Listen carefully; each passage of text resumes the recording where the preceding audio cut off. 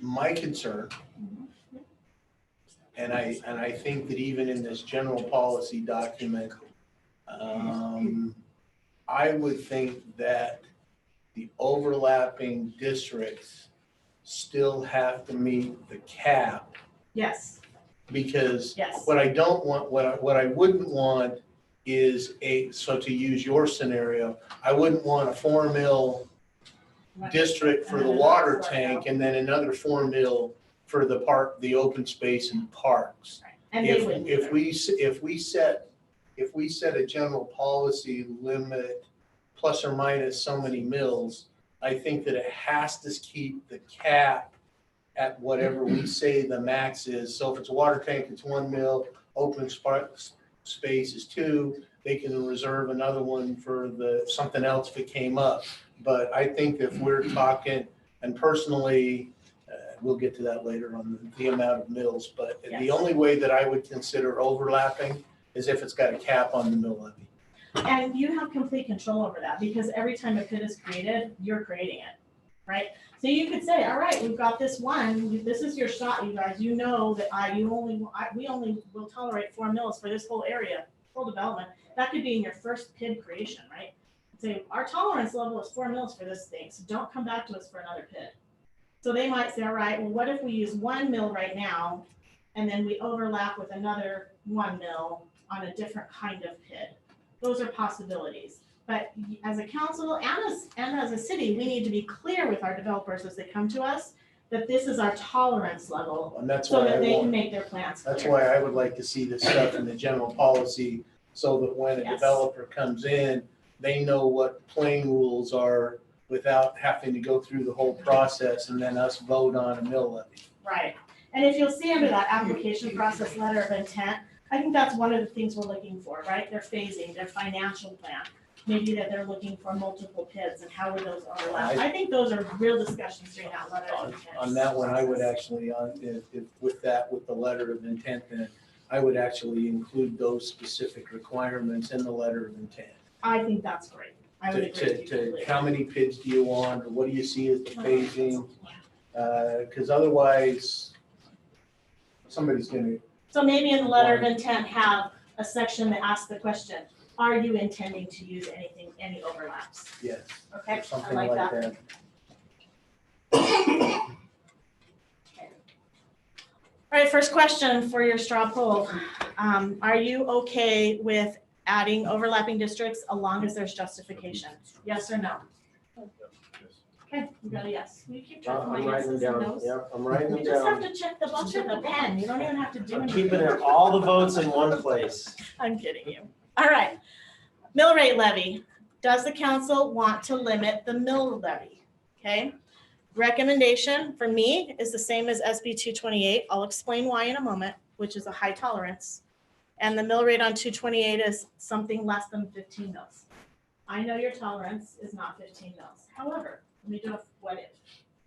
What if we want to create a parking district with a parking garage across the street for some high density development? That developer wants to build a parking garage and tax himself 15 mils. I think there's a difference between residential property and But this is a policy. commercial. Right. Yeah, but we can specify that in a policy, we should be able to specify that for the typical home residential type development, that we ought to stay. I'm gonna use the number 4 mils because that's still double the property tax in West Jordan. Or maybe we use something to the term so that it's flexible, no more than twice the amount of the Right, mill because our levy. mills change. Because right? ours changed no more than twice the amount of the mill levy for a commercial type development. I don't care, the 15 mils, because the developer's gonna buy the bond and they're going to use the payment of the bond for a tax break. Right, And they're gonna play all those games. And so for a commercial development, I'm okay with 15 mils, but on a regular homeowner, I don't wanna see us have somebody come in and say, hey, we're proposing 10 mils because of this, and no. Okay, so let me ask a question. Would the council like to, this is the first of two, would the council like to have different mill levy limits for residential and commercial? Yes or no? Thumbs up, thumbs down. Yes, yes. Depends He's like where. sideways. Yeah, Usually is. I mean, I'd be open to hearing what the proposal is and what the justification. Right, right, I'm and, not- and we would always I'm ask not for gonna justification. say no outright, I'm happy to listen, and there might be something that we're not thinking of, so I don't wanna preemptively cap ourselves or shoot something that may be well rationed, well reasoned that we just hadn't thought of in advance. So Right. I'm okay with not capping it here, but when we actually have the specific agreement with the developer, oh, absolutely, it's gonna be capped at that side, but 100%. on the application side, Right, I'm fine if they want to put another number in, because we can always say no. right, the governing document can always tighten that down. But loosening it up will be, we can recreate the policy, but is that fair to a developer that tried to develop under one policy and then they come to another? I don't know, I mean, that's why I kind of recommended no cap on the policy document and then bringing that in and bringing those restrictions in under the governing document where you have a little more control. Well, but I guess my thought is that let's just say we leave it at the SB 228 limit. Mhm. A developer comes in and says, I want to use up to the 15 mils. And they go On through residential. all of this cost. And they're basing their plan and they're doing all, and they go through all this cost to get to the governing document and we go, no, 2 mils is what will go. Okay. Then that's not fair to the developer. And I think that we, whether we say it's 2 times or 2.5 times or 3 times to give us some flexibility of the mill levy of the property tax so that those people's regular home property tax is still in ballpark with the city. If we don't do that, I think we're going to set ourselves up for failure because somebody's gonna come in and say 15 mils and we're gonna say, no, 3's good. And they've expended thousands of dollars on this, and if you were the developer, how would that be? So that's my thought, is that that's a lot of cost to go through to get to a governing document that the council's gonna take action on, and then we say, no. So let me say that, so as the council, will the council tolerate up to 15 mils on a commercial development? Yes or no? Yes, okay. Would the council tolerate up to, I'm gonna go high because I'm like playing Price is Right. 4 times the property tax rate of the city? No. 3 times the property tax rate of the city? I could go there. Okay, I've got a no, 1, 2. I need something, because I've only got 1 and 1, okay? I'm still a no. Yeah, So I'm not sure. Okay, so that's kind of a no. 2 times the property tax rate of the city. 1, 2, 3, 4. Okay, Hang on, 2 times the property tax rate of the city for the mill levy rate on residential, is right, that right? Got it? okay, On that payment, does the resident still get the 45% yes, the discount, calculation? Yeah. yes, absolutely. All right, see the change color, sorta? Oh, this didn't come out as much. I was like, not to go too dark, but We can see it. the dots. All right, Wood Ranch, mill rate levy. Wood Ranch is requesting a mill levy of up to 4 mils. Will the council consider this levy rate for Wood Ranch? The city's mill rate is currently 1.99, so we're a little over 2, but close enough, I guess, for it. Rich says, okay. Wood Ranch, a mill levy of 4. Yes, 1, 2, 3, 4, 5.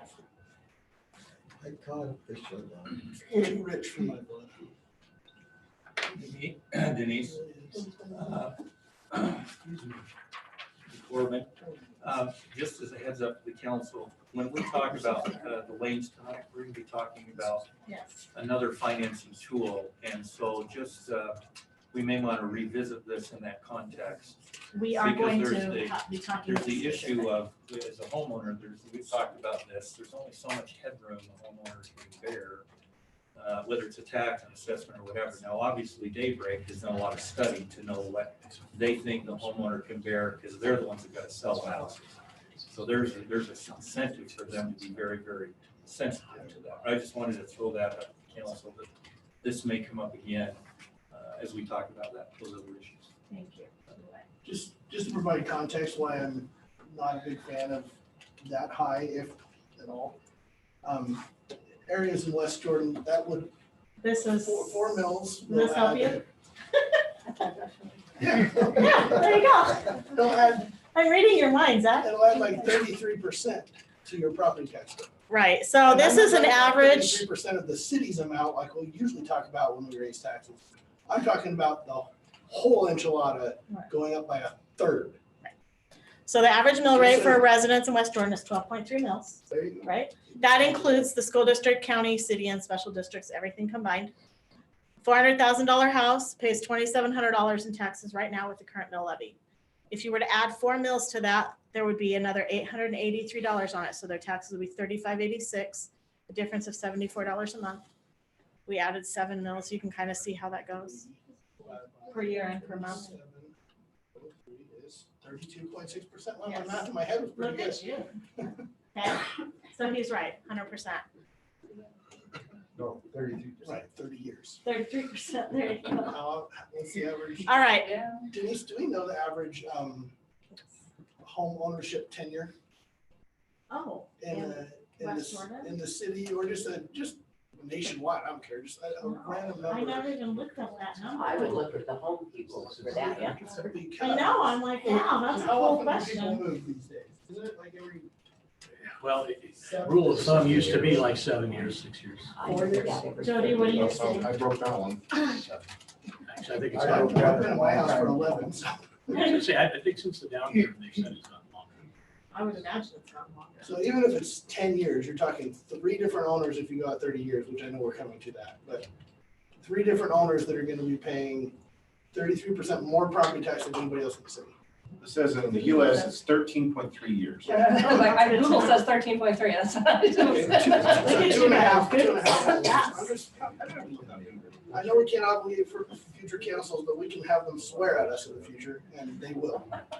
Yes, they will. Okay, next question, debt term. A district planning to levy debt for a term of more than blank years will not be considered without sufficient justification. 40 years is allowed in Senate Bill 228.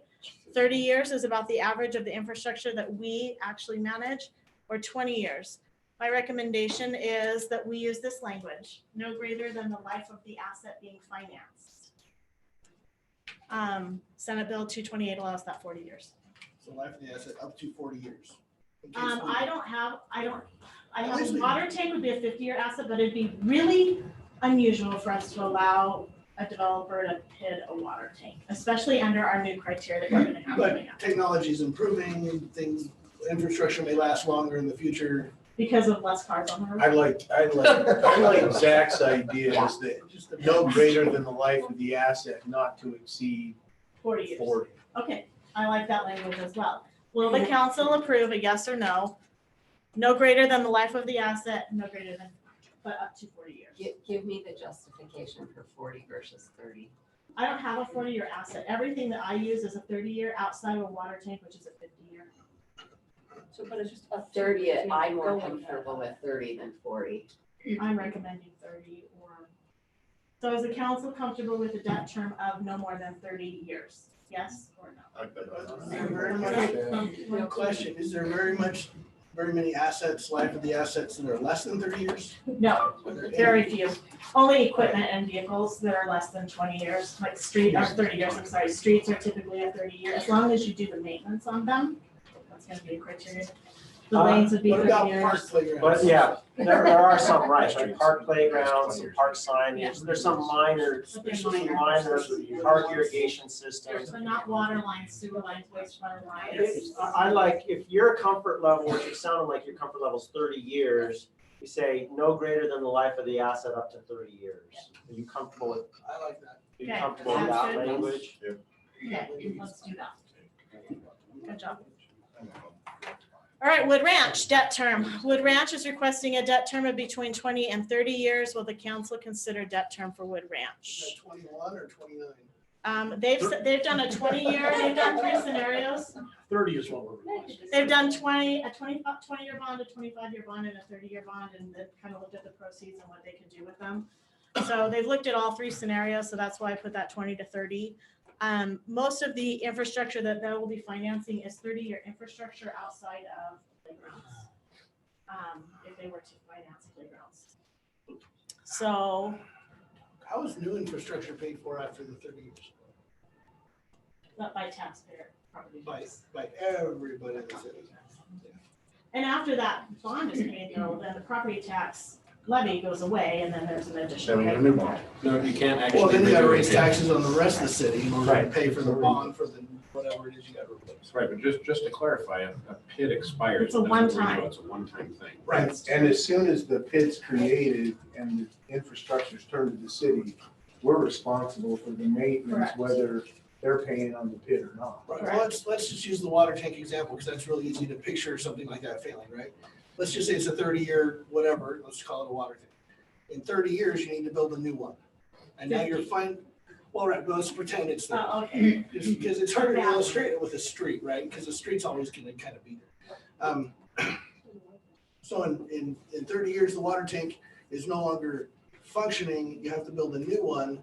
And now to build a new one, you don't have a PID available. So now you've got to build a new one with a, let's say, a property tax revenue bond. Which you now have to raise property taxes on the entire city to What pay would- for the for replacement. water Which tank, we that would be do the for water anything system, anywhere that would be in the Yeah. water. Right, well, okay, right. Because we took it over Okay, that. water system might not have been the best. But for any you- of those You get where I'm things, going. You're right. if it was the park in Maples Park, Right, if things need to be replaced, we're gonna finance that by letting all the right, city so pay why for it, isn't right? it, why isn't it worth it to finance the initial construction by taxing the entire city as well, instead of a specific area by a whole lot? But that's the whole idea of a PID is for the Because entire they're city, benefiting not. in that Raising area. Allen's old boss uses all the time, broaden the base, lower the rate. So this might be an I know, oversimplification, but. Rich is like, oh yeah, you can have the I'm taxpayers. good one. Yeah, so Denise, Yes. this might be an oversimplification, but could you correct me if I'm wrong? Because in my mind, you don't get the impact fees and also the PID, right? It's one or the other. Yeah, what does that mean? So impact fees, if we're looking at They're gonna have to infrastructure pay for the impact water, fees. if we're looking, Certain. but it's reduced. So when you, right now, if you go develop a home, it's not reduced? I thought there was a prior one that was saying like, if you were to go build a new home on a vacant lot today, you're paying, let's say, $20,000 or that's. It's $6,250. All right, $6,250 for your water impact fee, and that goes on your, towards the impact on all the system. I thought we had spoken another time, and when there's a PID that's gonna be putting in the infrastructure, you're doing a reduced amount, it's still at full impact. Unless they're upsizing that infrastructure for future development. So are you paying for it twice? We're collecting impact fee to pay for building infrastructure to. Go ahead, Randy's got some. I'm sorry. Yeah, Don't be no, sorry. I got a- Randy's like, I can't stop. You got a PID? You got a PID in your salary? Yes, exactly. Couple of things that may help give some color. So, you actually cannot charge an impact fee at the same that you would do, the PID is financing facilities in your capital facilities plan that justify your impact fee. You can't double charge. There are lots of ways around that, okay, that can be built into the system. One is that you apply that portion of impact fees towards pay down of the PID. In other words, if part of your impact fee was traceable to the capital facilities plan, you could just have an impact fee that as paid, pays down the PID, then they are getting the benefit. If you don't do that, you might have some kind of crediting, or you might finance things that are strictly outside of your capital facilities plan. So there is that concept of protecting against double charging these taxpayers for those pieces. Your impact fees are intended to help protect the city from, in 30 years, we have to do a new whatever. So that program is already built into the city's budgeting process. This shouldn't interfere with that. So that at the end of the 30 years, you would have that capacity. The other thing I would say, when you're talking about a term of 30 years, keep in mind what the lending parameters are for a PID. So if your development plans are X and you expect to generate, by your vertical infrastructure or by your absorption, $1 million of property tax. No one's gonna lend you $1 million against that $1 million property tax, right? They're gonna want a conservative coverage component. So the reality is the 30 years is the outer bounds to give some comfort to a lender, but if development goes the way it's expected, majority of PIDs are paid down well before their actual maturity date because of underwriting standards to make sure there's enough property tax to make debt service payments. So when you think of 30 years, that's your worst case scenario. And likely won't match up with what your current expectations. Now, no one can guarantee those absorption rates are what you expect. But keep in mind that that 30 years is your worst case, not your expected case, because no one would lend you $1 against every dollar of expected property tax. Is that helpful? Thanks, Randy. Appreciate that a lot.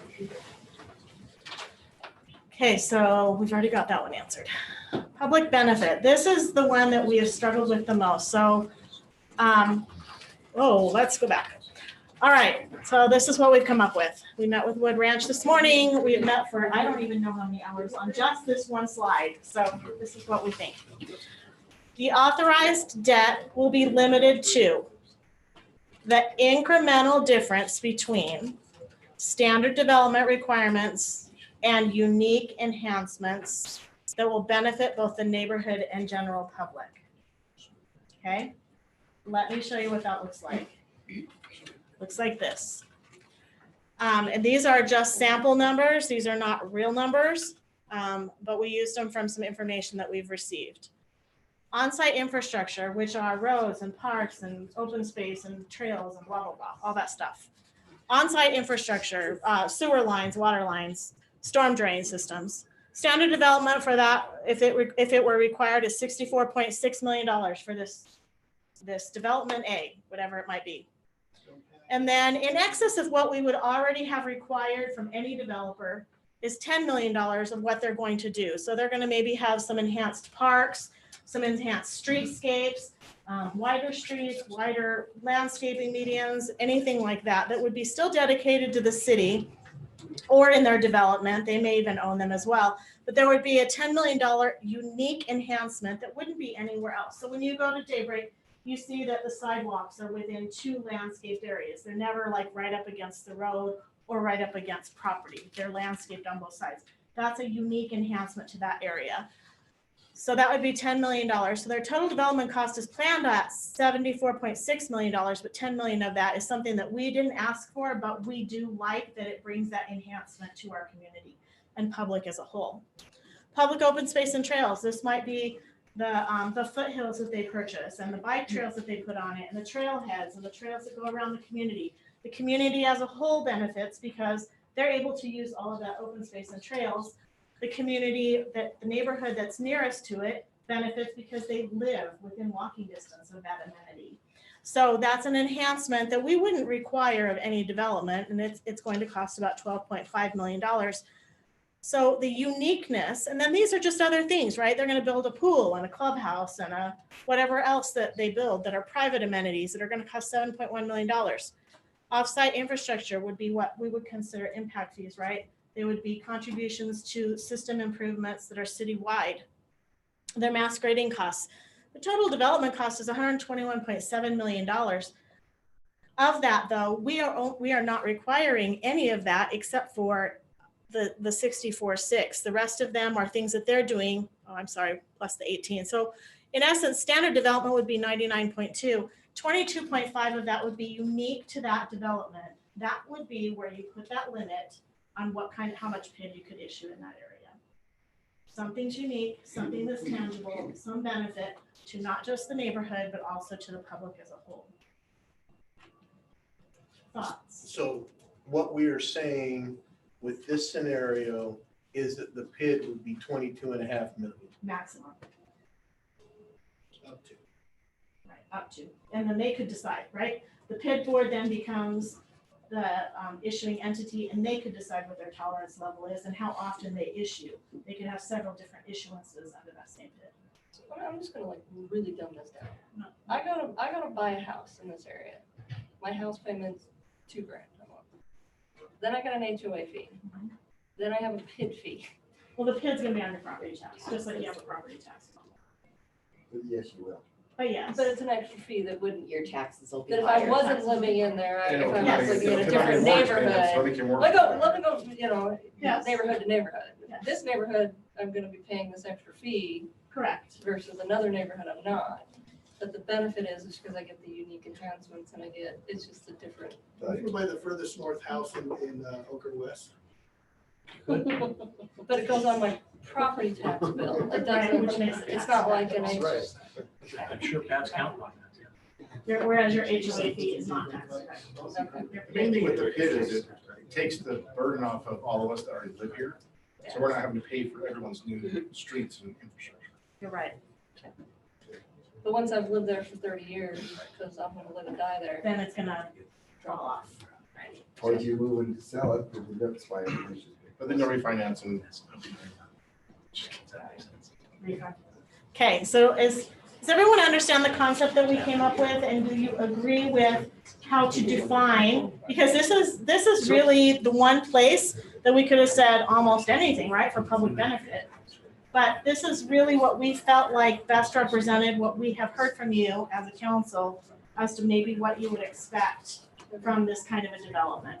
So would that eliminate the PID from being possible for water tanks or for streets if they're trying to leave our development or something Yes. like that? Yes. But it wouldn't, like, let's do another for instance, right? We might have a high water use development that's more industrial in a certain area of our city that maybe says, I want to issue a PID to do a wastewater treatment, small wastewater treatment plant for water reuse, right? That would be a unique enhancement for that area, right? Because we wouldn't require a wastewater treatment plant anywhere else. We don't require that same open space or mountain trail like trails anywhere else. Something that is unique is what we're looking for when we want to look at considering a PID. Denise, weren't we talking about the money could be spent on any publicly owned infrastructure, It could. just so long as the amount is limited to the amount of the. Perfect, right. The limitation is what is tying to those unique enhancements. Not that the PID is buying those unique enhancements. Just that's how we set that limit. So in the previous scenario, the 22 million could be used for Water grading lines costs and water, Not grading costs, because we don't own that, but it would have to be something. whatever the city owns, water lines or curb and gutter, something like that. A lane. Lanes. Or an alley. Okay. Yep. What happens if the developer doesn't follow through? Thank you for trying to. You won't go to jail. Because, not that it never happens, but no, the bond is issued, you get the money and say, unique enhancements for $25 million. That's where you have the Right, trustee. so- Right, there's a trustee who oversees. I will introduce you to Terry Dukes. And there's a bond eligibility as well. It's gonna be. And what's the process? The developer gets to a certain point and says, use that 25 million to put in the roads and the water tanks. And now you save the 25 million out of our budget, so we're doing the fun stuff. But, the economy took a downturn, we're not doing blah, blah, blah, blah, blah. There's no demand for it. Not that I've ever heard that. And now we just want to, we don't have the 25 million that we thought we'd have at the end of this process to put in the fun stuff. Well, the development agreement is gonna have pretty massive penalties on us if we don't do what we're supposed to do, right? We won't be able to get the next plat if we haven't been complying with the requirements. Yeah. And didn't you say there was a trustee that just? And as a trustee, first of all, the PID is gonna be done with respect to specific improvements. The trustee is gonna see that those have been built and paid for, or pays for. Yeah, you can add, your point's well taken. You're gonna want to have some control in your development agreement to mitigate that risk as much as you can. There's some possibility that some PID proceeds will be dispersed for water lines before your incremental enhancements are in place. And that will be something in your development agreement that you would want to contract, just as you would with all the other development agreement expectations. You want to be careful to not have the PID be a party to your development agreement expectations. It's purely a financing tool. So whatever you want to justify the entitlement and potentially even the PID, you're gonna want to drive into your development agreement and not say, well, as long as the PID does that, we're okay, because the PID could run into a situation where it can't access the markets, maybe it can't get the financing done. And you'd hate to have the developer say, I still get my entitlements because you said the PID would do it. Don't think of the PID as anything more than a financing tool, but your point is, there is the possibility that you spent your bond proceeds on horizontal infrastructure before your incremental piece is there. So you want to draft your development agreement to mitigate against that and not use the PID. So we're gonna get into this more and, as we go through the discussion, but absolutely, the PID complicates the development agreement quite a bit. And we've just initiated discussions about phasing and what the unique enhancements or what the public benefits are in each phase and how we can ensure that they're delivered prior to proceeding to the next phase. And that's the assurances that we're looking for. Okay. So, hang on, council, I want to vote. Limiting PID only to unique enhancements, incremental difference between standard development requirements and unique enhancements. You okay with that? It can't be used for regular standard development infrastructure costs. Right. well, it can be used for those things, but. All right, it has to be limits. valued against the unique enhancements. So that's 7 from the. Yes, That's 6.5. 6.5. Or Half a pound. redeemable study. All right. That's No. Like I said, I didn't name that. There's too many developers over the last 7 years that have given me hard time. We're to white slides. So again, this is citywide policy, not Wood Ranch development. Does the council want to limit the amount of debt the PID is able to issue? My recommendation is no. It can be determined in your governing document. SB 228 does not include a limit. Does the council want to include a limit in the policy document? I don't see value to this, but it is one of the questions in the policy document. Doesn't They say between the mill I was rate gonna say, doesn't the and mill almost automatically Yeah. limit It does that? depending on the size, term. though, right? Yes. mill rate, the mill term rate kind of automatically gives us does. a default max anyway, so I would say no. Okay, so Yeah, I'm okay with is that. everyone okay with not including a limit in the policy document? Thumbs up, thumbs down. Yes, we've got it. Oh, we got a sideways back. 6.5. Wood Ranch is requesting a limit of up to 50 million. Now, I've talked to Rich, are we okay? We don't know. Inflation is the issue. What's a reasonable assumption to protect us from inflation over the development period of 15 years? That's true. It all depends on who's elected president. You're right, that might make a difference. That's pretty good. Who are you trying to imitate? Bernie, that was Trump, wasn't it? You don't have enough hair. All right. If I grew mine out, I would have exactly the right amount. Wood Ranch is requesting a limit of up to 50 million.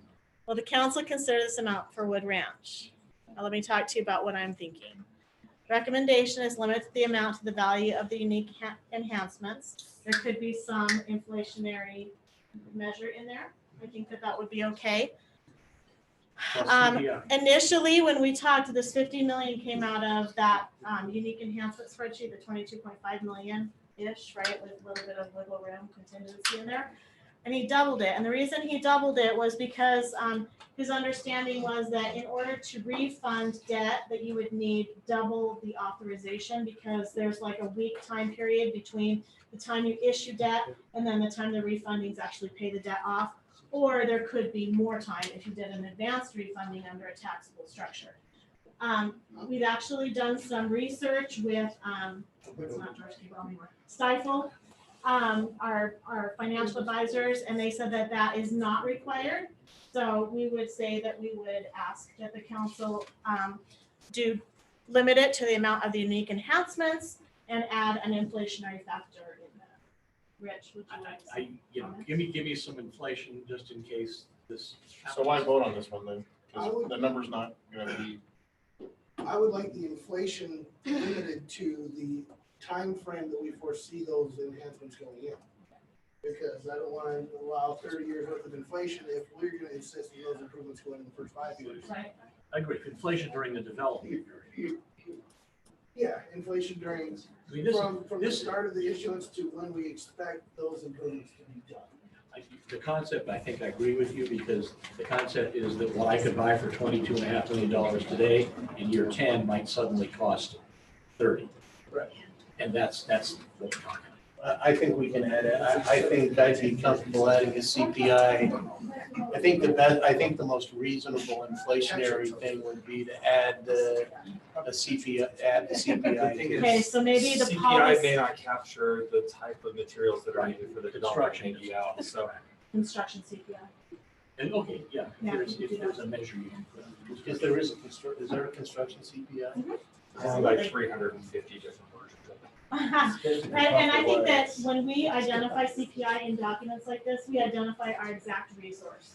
Because it's only fair to do that. So we would say, the Bureau of Labor Statistics Construction CPI, or the Federal Highway Guidelines. For the mountain states. Or the mountain, right, for the mountain states, right, you get specific to your region.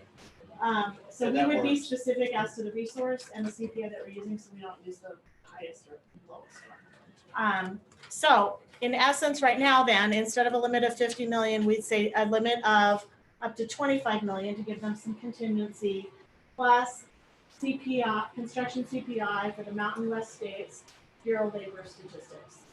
Would the council be okay with that in a governing document draft for Wood Ranch? Okay, we have some guesses. Okay. You're getting a lot done. Good job. I'm proud of you. Okay, now is where it's gonna like get all yucky.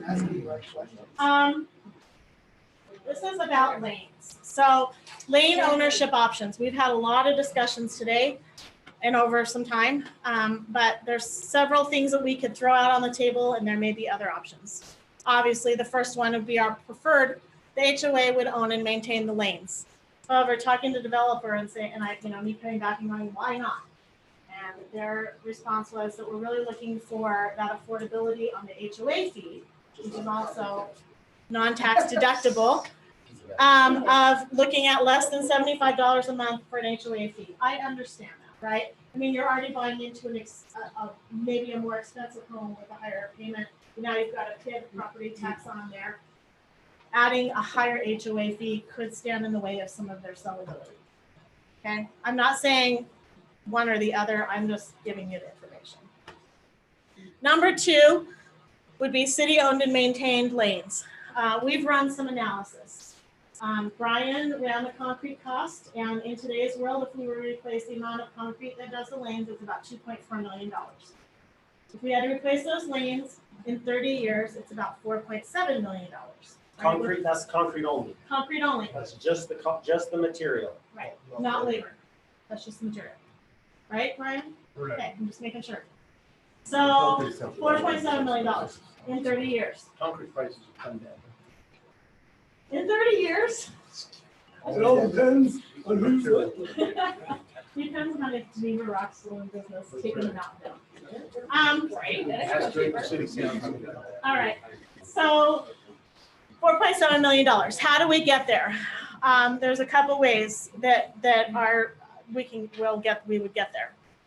There could be an overlay of a special improvement district, which would again be another property tax, but at least it's tax deductible.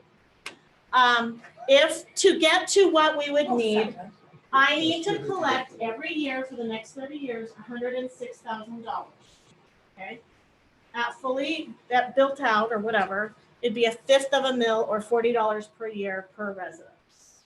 That's what I would need to get a replacement fund in the books. Okay, so you would have to overlay a special improvement district on that same area, would be 1/5 of a mil. PID funds could not be used for lane construction because of the double taxation clause. And it would cost the residents of an average $400,000 home $40 a year. Just in that area, yes. Just Because that's what I would do, right? I would say, okay, I'm gonna take, just in that area. Mhm. Class C road funds. We know that the legislature's been discussing adding these lanes in for the current Daybreak. into the Class C distribution. We looked up that formula today, what that would mean to us. That would mean that we would get an additional amount that would reduce this mill levy by $7 a year. So if this were to come in and we were to dedicate it to those lanes, then we would need $33 a year in a special improvement district. Okay? If that legislature goes through. Denise, let's say, on that calculation, Uh-huh. you're calculating the $33 a year based on all the homes for 30 years. Right. But all the homes will be built. But neither will all the first lanes. 5 or 6 or 7 or 10. Right. But neither will all the lanes. So their deterioration level will be also messing. So, city owned and maintained, that maintained is the part that's kind of got me thinking, I'm assuming we're gonna say this is ineligible for snow plow removal. Right, it would be the lowest priority. What other maintenance might be expected from the city? That's it. It's really snow plowing with the lanes.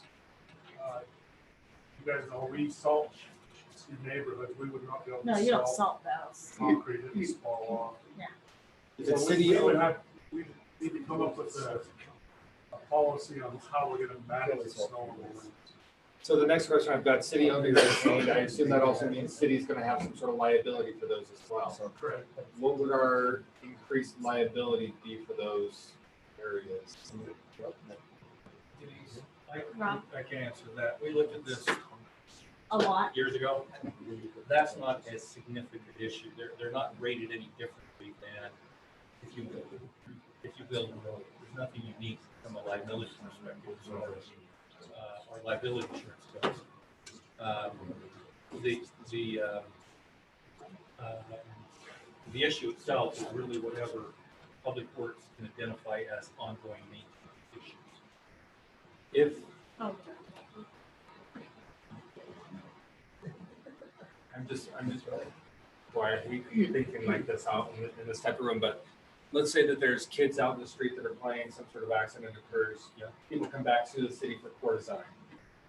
Do we have an increased liability for that? no. Other, I guess government. Well, the liability is the cost to defend the lawsuit, but historically, those kind of things. Okay. Now, if they're not signed properly, like a speed limit, but that is probably not gonna be an issue with these.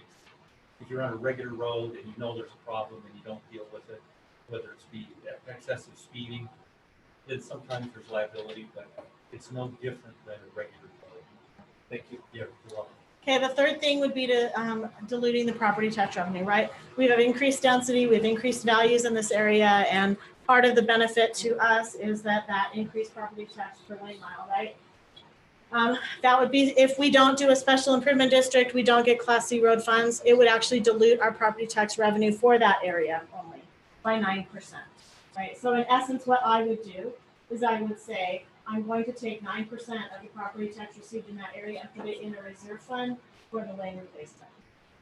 Okay, so in essence, we're not getting the same kind of benefit as if we were doing those other two options. But the assumption is based on, Based on a $400,000 average Yeah, home but- and 27. but the assumption is because of the cost per linear foot, whatever number we were, the assumption is that in a development like Daybreak, we actually get more property tax because of that more property tax by linear foot, right? It's basically $1 million more per acre of roadway. Yeah, Which costs the same amount of money, whether we do option 1 or 2 ABC, right? It's the same amount of money For to sure. put it in and to maintain it. It's just gonna be a question of how it gets paid for. Exactly. And a SID would be tax deductible like a PID, Right. where an HOA is not, so there'd be a benefit there to the homeowner. Yeah, because the HOA fee would have to go up by $40 here just to do that same kind of maintenance. And in order to do that, that's not tax deductible, whereas that is. So yes, there's a slight benefit to HOA that. and SID, a PID on your bills. HOA was So- like $40 a year. We're talking, Oh, you're right. I'm sorry. I apologize. You're right. So you're talking about going $4 a month. $3. so that's not gonna have a huge impact on your HOA fee. So, argument number one is kind of, strong. Looking better. A little bit. Number, and None of it, $40 a year is, that's really not. it's actually, HOA still has to do it. So for me, if we could find some way to incentivize them reasonably to go with option number one, that would be the preference. But I would just word it as there needs to be a funding source identified to cover the increased cost of the city. And then the expectation would be as they come with their document, hopefully they've done some homework to find out what some of those different funding options are for the city. So we're not having to do the legwork to figure out their funding for them. Denise, are all these numbers again for the cost of the concrete material only?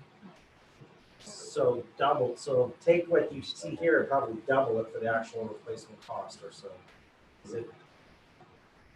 Just See if I, and I hate to say this out loud. If I were to prefer a preference, I would prefer C, because I just hate to see another dang thing on your property tax bill. That's me, but if that's what we need to do, I'm okay with it. And I'd be open to anything as long as there's a funding source identified, because like with letter B, Class C road funds, that's something new being thrown up to the legislature right now. There could be something else new that comes next year before, I mean, this is the white slide, so it's not applicable just to Wood Ranch. So I'd be open to any idea. The principle is I don't want other residents to have to pay for it, so find a funding source in your proposal. I'm leaning towards number one, especially at the $3 to $6 a month range. That's not gonna affect your affordability. Probably be 8 by the time you add labor onto it. $8 a month. Even 10, I was thinking 75. So, yeah. No, the $75 a month is for what they're already planning. This would be But an shifting addition. it to a special improvement district doesn't make that Tax tax deductible for, that. Right, and that's a fun argument to make when somebody sees like 3 extra lines on their property tax bill instead of 2 extra lines on their property tax bill. Right. The argument I would make is that the property tax generated by the way we're doing this development with roads and lanes, the additional property tax available is still more than the conventional type of development. And that diluting that property tax by 9% still leaves a benefit to the city. Agreed. And that to me is an identified funding source. Even if there isn't a huge liability legally, as we just mentioned, with an HOA, there seems to be more of a sense of maintaining it yourself, community engagement, involvement, ownership, take care of it more instead of why isn't the city taking care of this? And you got to think with that many homes, there's going to be incidents of someone's backing into something, or as you mentioned, Chairman, hopefully no injury. But then it's not just that we need to replace it 30 years down the road. It's there's going to be cracks. There's going to be elevation differences. It's going to be something that needs to continually be maintained. It seems like that it might actually be beneficial to have the local people be in charge of their own local destiny and how they want to maintain, develop that. I'm all in favor of a tax break if you can have a tax deduction, but if it's not going to be an egregious amount on the HOA bill, I agree with Councilman Jacob to try not to have so many line items. You got a PID, now you've got an SID, now you got an HOA. The difficulty with an HOA is that sometimes those HOAs get to be pretty Pros and cons. dictatorial, and That's Someone gonna doesn't happen pay, and regardless, then it is, though. but One way or the other, anyway. people don't pay, they drop out, and then that puts the burden on the other residents. Now you have to jack that up. But if it's a- more. so I guess the one, I hate to say this, but the one advantage to having it city-owned is that we're able to deal with the issues along that, like fire access, and we're able to deal with garbage cans going in and out, and those kind of things with like our garbage ordinance, and when you put cans out, take them back in, that might make it more simple for a resident as opposed to an HOA that starts saying, well, you can't use your lane for this, and you can't use your lane for that, and you can't put the garbage cans out, that, you know, and HOAs can tend to do that, so part of it, I'm right down the middle on this, and I'm not sure exactly which way I'd go, but I am almost, to keep the HOA out of some things, I'd almost prefer just slightly number 2 right now, but I might be able to be convinced either way, but. Just for, in fairness to the developer, from a day we were visiting with staff, and they have been sharing with Alan and I for the last several weeks, several months, that this is one of those items that they need the city to accept. Without the transferring the responsibility of the lanes falling back to the city, the model will not work. Even with the HOA paying for it, it doesn't impact the developer. It has to be publicly owned, or I can't build it. We're not, And the issue Well, but you really, couldn't, we're you not, couldn't build it with a pit if there's a special assessment district on it either. no, and a special assessment district is not what I'm looking for the funding source. I mean, my argument is that the method of development we're doing creates enough net increased tax per acre of road or lane to cover at least the necessity if the city feels like it needs to escrow a reserve fund. You could do that. What we've talked about here essentially lays any plowing, because it's the last city priority, off on the HOA. So on top of the 75, we're gonna have to figure out how to add the plowing. But I'm just trying very hard to have a full range of product in this community that's affordable with an affordable HOA. And that means something to our absorption. And I guess, can you explain that? I apologize that I'm not understanding comprehensively. If the HOA bill is adjusted so that the property owner is paying it, whether it's option 2 or 1, how does that make it unfeasible for the developer So to? it has to be city owned, or I can't build it. Okay. Okay, so it's not so much financial, it's legislative. That part is just, does the financing plan? The other part is, what is the burden on the HOA? And my argument for the HOA is one simply of fairness, right? The amount of road burden per house here is actually less than in a conventional neighborhood, even after netting out the 9% reduction necessary. The density gets you that. So even after netting out the 9% reduction, it is still a lower burden on city maintenance, if you will, than a standard subdivision. And so I'm sort of saying that is the identified funding source for the escrow for, road replacement, which frankly, concrete lanes are probably 50 to 100 years. But it's just a question of fairness on that one. Thank you. So this is a white slide, so are you asking us for daybreak specifically, or are you asking us overall, what's our opinion?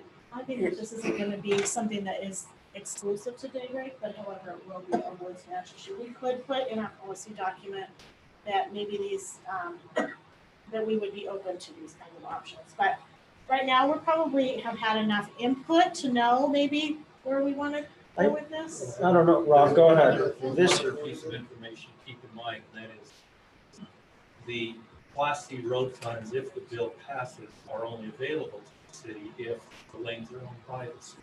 Right. Now, that doesn't address the issue of who's responsible to maintain, which is a separate issue. So this one, as the policy decision, my recommendation is that you follow Denise's recommendation on a couple of the others. Keep this broad so you don't preclude options, but then we'll make it very clear in the policy document that the discretion as to what's acceptable is the sole discretion of the city. And you have a lot of latitude as the legislative body to make that decision. And then you can unless ratchet you're that down in the tell me government. different here. Council, Jody, that is defensible, that you get the latitude to make a decision on a case by case basis. So are there any options where we can own them but not maintain them? Yes. Sure. Absolutely, that's what I was saying. And that's not a problem if philosophically you want to do that. But Well, I think maintaining, I think we'd have to spend, maintaining, we would have the replacement costs and those kind of things, and the typical snow plow belongs to the HOA, I think we'd have to deal with that. that's something that is gonna have to be decided. So just for clarity, we asked for thumbs up. Not yet. Just, so a couple other points of information. Daybreak was built on what was done in Denver and at the former Stapleton Airport site. Stapleton uses this SID model. The lanes are owned and maintained by a special improvement district, which levies the property tax to maintain the lanes separate from regular city taxes. So I have a question. I'm being told this concrete should last 30 to 50 years. It's gonna last a long time. It's gonna be great. If the PID is only 30 years, is it possible for the city to enact this special improvement district later so that they don't have two on their property tax? Or is this, you decide now and they're stuck with It's it? creating a special improvement district requires a vote, it requires a whole election process. If it's not created up front, these people won't want to take on the burden of their own maintenance because it will be spread across the whole city. So if you choose 2C, the whole city, although Rich makes the argument about, hey, we're bringing in higher density, thus higher property tax per acre, higher property tax per acre mile of road. He's right, but that's also, we're relying, partly, my understanding is the council's comfortable with higher density in this area because it's higher property tax per acre to help the rest of the city. Because if it's higher property tax per acre and therefore a property tax benefit greater than a standard subdivision, but then that benefit is all tied up back into the maintenance and improvement of the lanes, it's not a greater tax benefit to the city than if it were a lower density project. My recommendation would be 2A. Can we do 2A? Or one. Now, the developer said one, we can't do one. If they can't do one, I would suggest you do 2A. Can we decrease it? Like right now, we don't know if the Class C road funds, if that's even gonna be a thing. So if we agreed to an SID at a certain rate, can we then decrease it later on? We can change that rate. You set that The rate. SID can decrease that over time, yes. But they Yes, would own the lanes, they would maintain them. And they, Yeah. the The SID, the kids wouldn't, Right, it's like highlands or fairways. Right, like so is, yeah, so you, to hold the truth and taxation hearing, if you let you go up, you won't. Reduce it. Right. It's a lever you get to pull. essentially what is really 50,000 foot, we're talking about creating a high amenity, high tax neighborhood. Are you comfortable with that? You wanna ask the question, whatever it is? You want that Are answer? you good for 2A? I mean, that's the general. All right, let me ask Regarding, this. okay, go ahead. How many council members are, I'm gonna go with C first because it's the dilution formula. How many council members would support option C as one of the options available? 1, 2. Just as an option, I mean, we're not saying that's the vehicle. No, the governing document will It's do an that. option. Drop the 9%. I mean, because if this isn't specific to Wood Right, Ranch, right. then potentially see, yeah. Conceptually.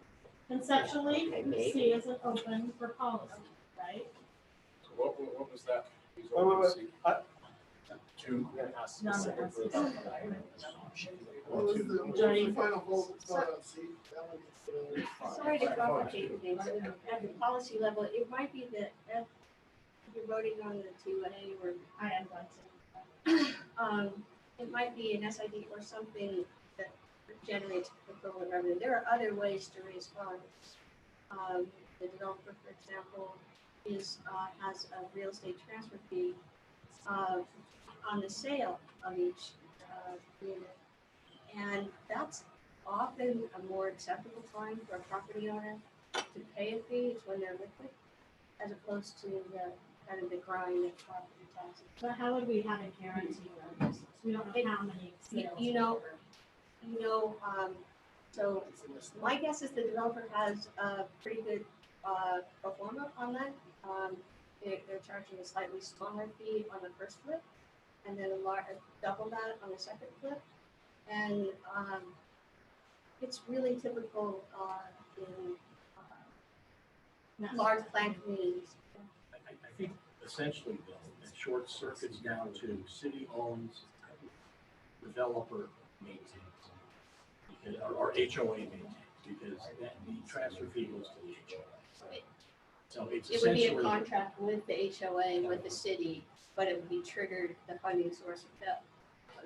Oftentimes open spaces is maintained that way. It's a significant revenue source. so it is, we're counting on it going to the HOA. to keep our- So does this development work if the city owns the lands with the HOA name? Well, the HOA was gonna do the plowing, and I was hoping that the city would just take on whatever 50-year reserve is necessary out of the property tax. But this would still work, The yes. city only needs to own it so we can build it with the DOD. Right. So if we do it, all right, council, for Wood Ranch specifically, are you open to owning the land and assigning maintenance through contract to the HOA? Would we get the benefit of Class C road funds? That, I think we can delineate, maintain, I think plowing and. I think we could delineate maintenance. There's a whole lot of this that I'm only semi-comfortable with. But open to discussion. Well, yeah, and you're not voting today. This is more about what are you tolerant of, so we know how to start preparing for these drafts. Once you actually take legislative action, that's when you really want to make sure that it's done everything that you're supposed The concept But I this was needs to be advancing pretty though close. was, if maintenance has to be on the HOA to.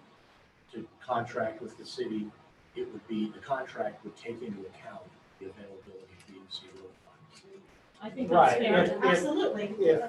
Yeah. If we're receiving benefit from lanes that we're not maintaining. Okay. Okay. All right, thank you. So Denise, can I just ask you a question? I'm still a little confused. Did we just say those are the only options for any PID or the ones that we're going to entertain on Wood Ranch? This is what we're entertaining on Wood Ranch, and we would likely include as an overall policy that we would say we would own, but we would ask that the HOA would maintain infrastructure. Right, but are we saying that if somebody else came in with another funding source, we won't provide, we won't allow it because we're limiting it to those I three? don't think so. Okay.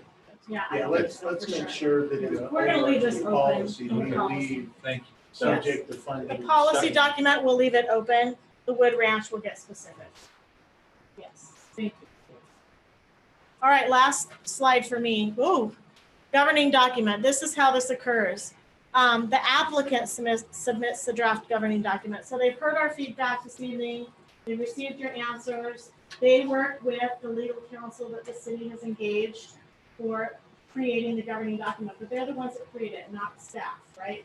So they create that governing document, they bring it to us. They submit it for the DAC review, the District Advisory Committee review. They go through it and say, yes, I believe this represents the intent of the council as far as what we've heard. And then the governing document is then forwarded to the council for action. So we work that out as that goes. So they start it, give it to us in a draft form, we work on it, and then we submit it to the council. Okay? And in the big policy document, does that define who the DAC is? Yes, it does, absolutely. Absolutely. You want to have input on that or discussion on that, or is that pretty standard as to who that is? I think it would probably be pretty standard to make committee. Well, I guess there's definitely some input, but it certainly would be the three that I know, which are public works, community development.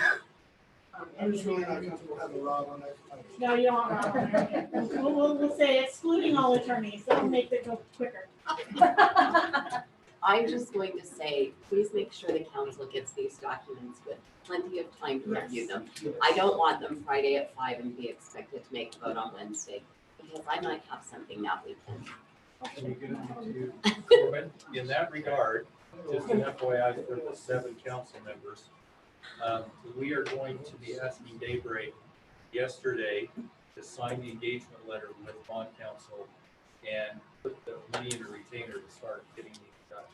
Well, and I think that they need to If they start want the preparing a letter of PID intent right at the soon. beginning, we've got to get that done. We've already got the engagement letter. We've been holding off, telling them we need it to put their name on the line, but we'll do that very soon. I'm not sure when we're gonna do this bond issue, but I understand. And when Rob said that I was here on my own, what he really meant translated is I'm not billing anybody. Right? I said he'd like you. But you just do this for fun. No clock. So when the alarm went off about 13 minutes ago, that was our halfway point, break time. I was thinking 10-minute break that we should have been back from about 4 minutes ago. Do you guys still want to do a 10-minute break? We've So made, let's- so just to set your expectations, these were the hardest topics of the night. I'm really pleased with the progress we made, the direction we're getting. I feel like as staff, we kind of know where to go with these 3 issues. This is gonna be a good discussion, another 30-minute discussion or more.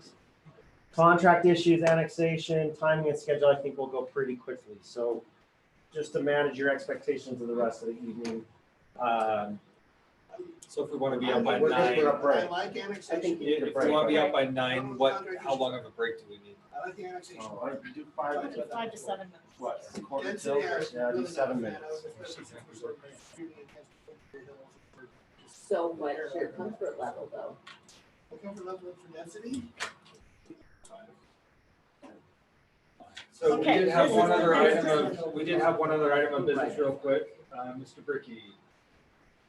Alan Anderson's birthday is today.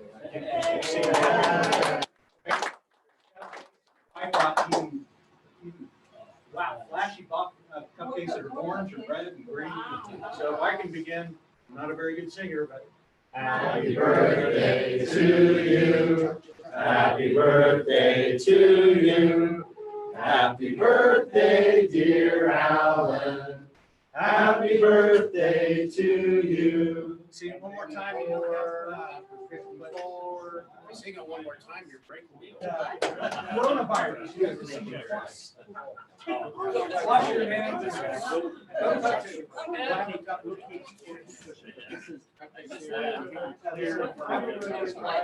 I feel great.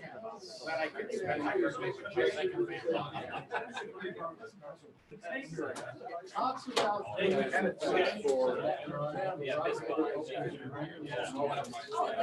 it,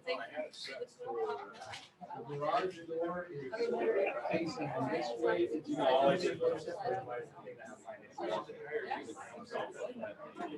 goes to the pavement. No, the garage door is parallel to this. That's a mistake. The garage door this way is perpendicular to the house.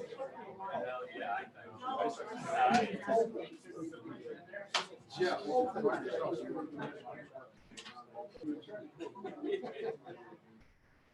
So judge. Yeah, but that's not. Linda Davis. Yeah. According to him.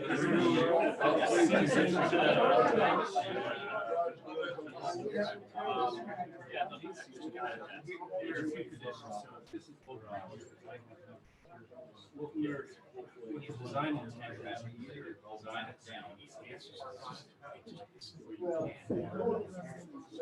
Yeah, 22 feet is there is the average of that. I just want to And in this case, you don't want it. You don't want. So my wording is that the other council.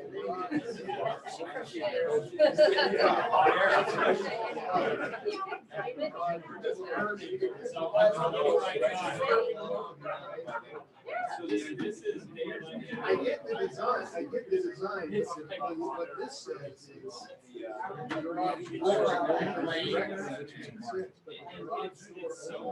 The language is focused, and meaning one regard to we read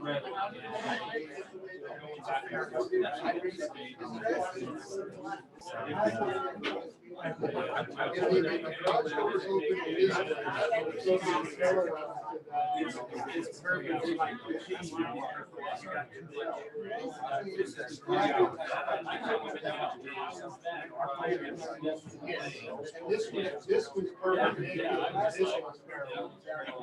And this one says just the opposite.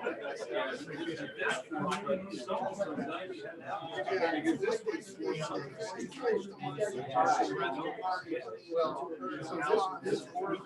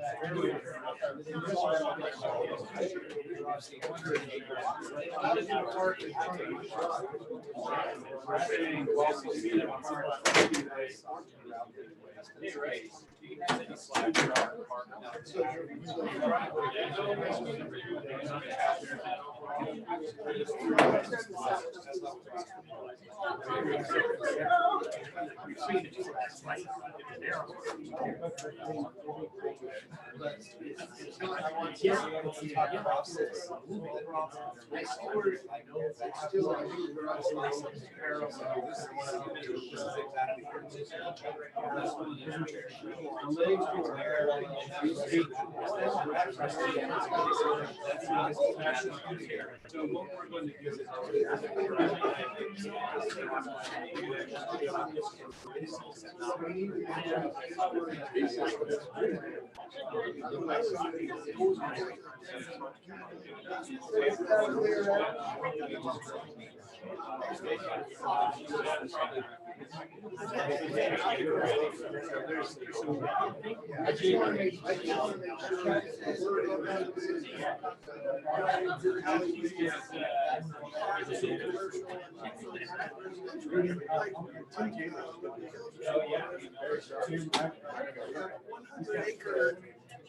OSU campus, well, your density is a whole lot more than 6.1. I get that.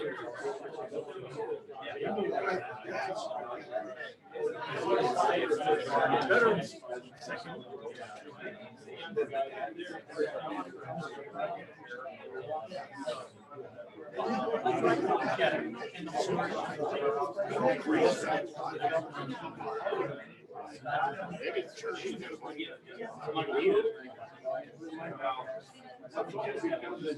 Yeah, I think there's a conflict, marshmallow terms. So we got what, 2 more hours?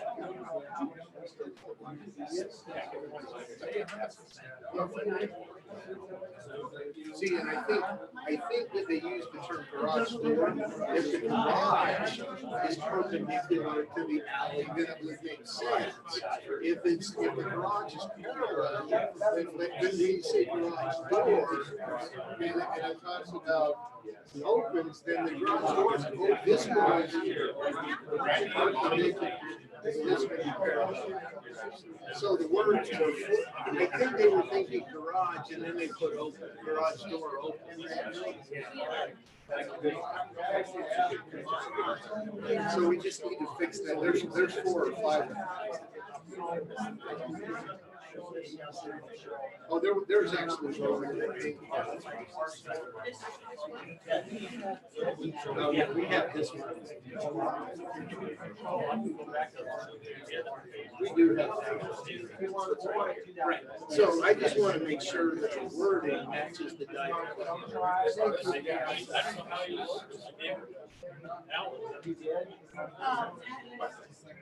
And you said he loaded. Alan, do you have where to go? You get ready to forward this. Yeah, you give me the controller because also somewhere here we know reason. And this one also. How do I get it? And how do I get All right, just remember.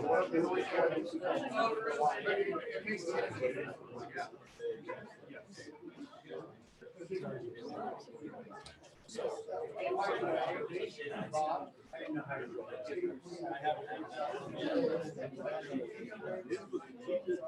you also have, Dallin, you also have 2-minute warning.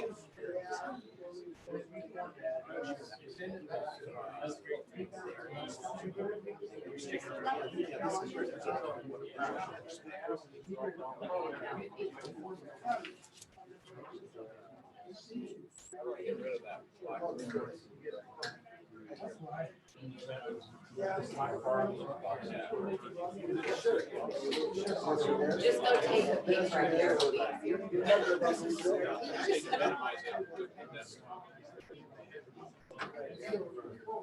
Yeah, no, I got all my dogs. If you want to come back, you can just have us. You know how you. Yeah, it's on the desk. I just got to see that spot right.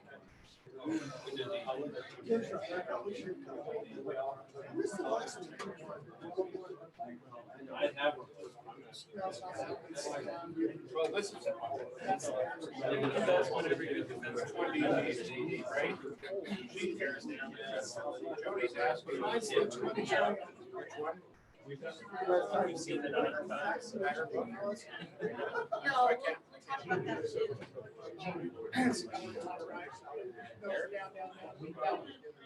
Okay, you're ready. The one below. Two people are wanting to do a presentation. Which one are we doing? Rich, I think, wanted the. Yeah. Which one do you want, Jody? It I just looks want a the lot two like that. slides. I just want those two slides. I don't know what's on that presentation. Let me just go through it, so. Yeah, we just want to look at those two slides. So there's the, Yeah, that is the deep, this one is, if you want the big one, I've got it separately.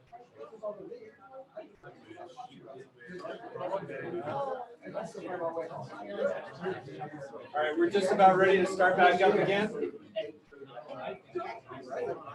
I'm leaving. Thanks for being here, Zach. so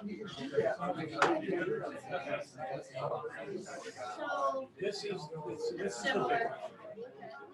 It's the big one, just in case they, the good thing about this is I've got this one here, I've got here the units that are in it, so.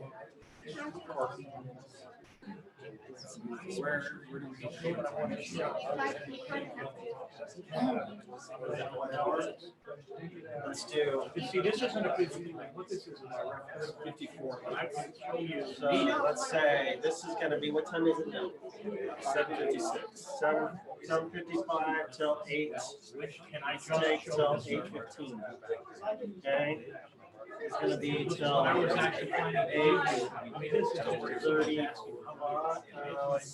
8:30. That's gonna be. I don't want to. We had, can you just? I can just show, once I was preparing the stories. That's only a 5-minute discussion. Yeah. This is. Yeah. I think they're something like that would be. Let's do our best. Sorry. That's an ending time. That's an ending time. End that at 8:15. Okay, is there one, somebody? End that at 8:15. Yeah, otherwise this whole presentation is gonna be.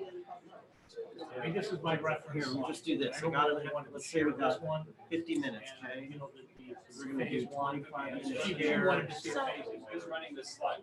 15 minutes here, we're up to 40. Do you have?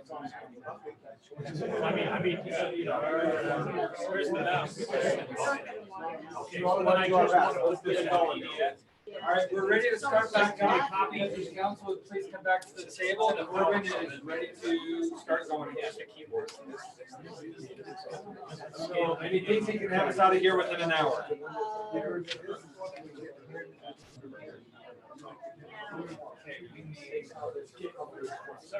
Well, do you want to just forget about this? I think that would be best. How do we do that? Can this get scanned in? This one. All right, council. That shows what that's like. All right, council, as we've been, That's the biggest one right there. That's our goal. I don't like it when they I would take start it. talking. So you keep that in front. Hide that. Alan, thank you. Yeah, I would- Thanks for turning. Thanks for having a birthday. If we had a birthday, we would have got. You don't want that one. There's never been a council meeting on my birthday. You don't want this for a long time. I don't know. I don't really care about that. Unless you wanted to, she wanted to All right, say. so we've got the council back, we're ready to go. Corbin, floor is yours. Like that. Well, it's not yours, it's the taxpayers. all right, That one. council, as we've been talking, as we've been diving into the details of the MDA and trying to prepare the MDA for your review, there have been a number of issues that come up that we've thought, ooh, we don't know where the council feels. There's something drafted in here which was modeled after Daybreak South Jordan, or modeled after the wishes of the developer, or modeled after the understanding of the staff. But we feel like we need to flesh out with the council and get the council's wishes on it. Particularly around just density, dispersion, phasing. We think there's a number of those issues that are kind of clustered together.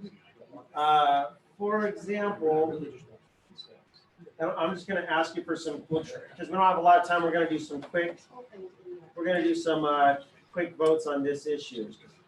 One of the things I have heard Daybreak tout, and one of the things I love about Daybreak South Jordan that I think you do also, and one of the reasons why I think you're comfortable going down this path is Daybreak calls it granularity. They develop on a granular level. They look at things lot by lot. It's not a cookie cutter row of exactly the same homes that take up an entire street or an entire subdivision.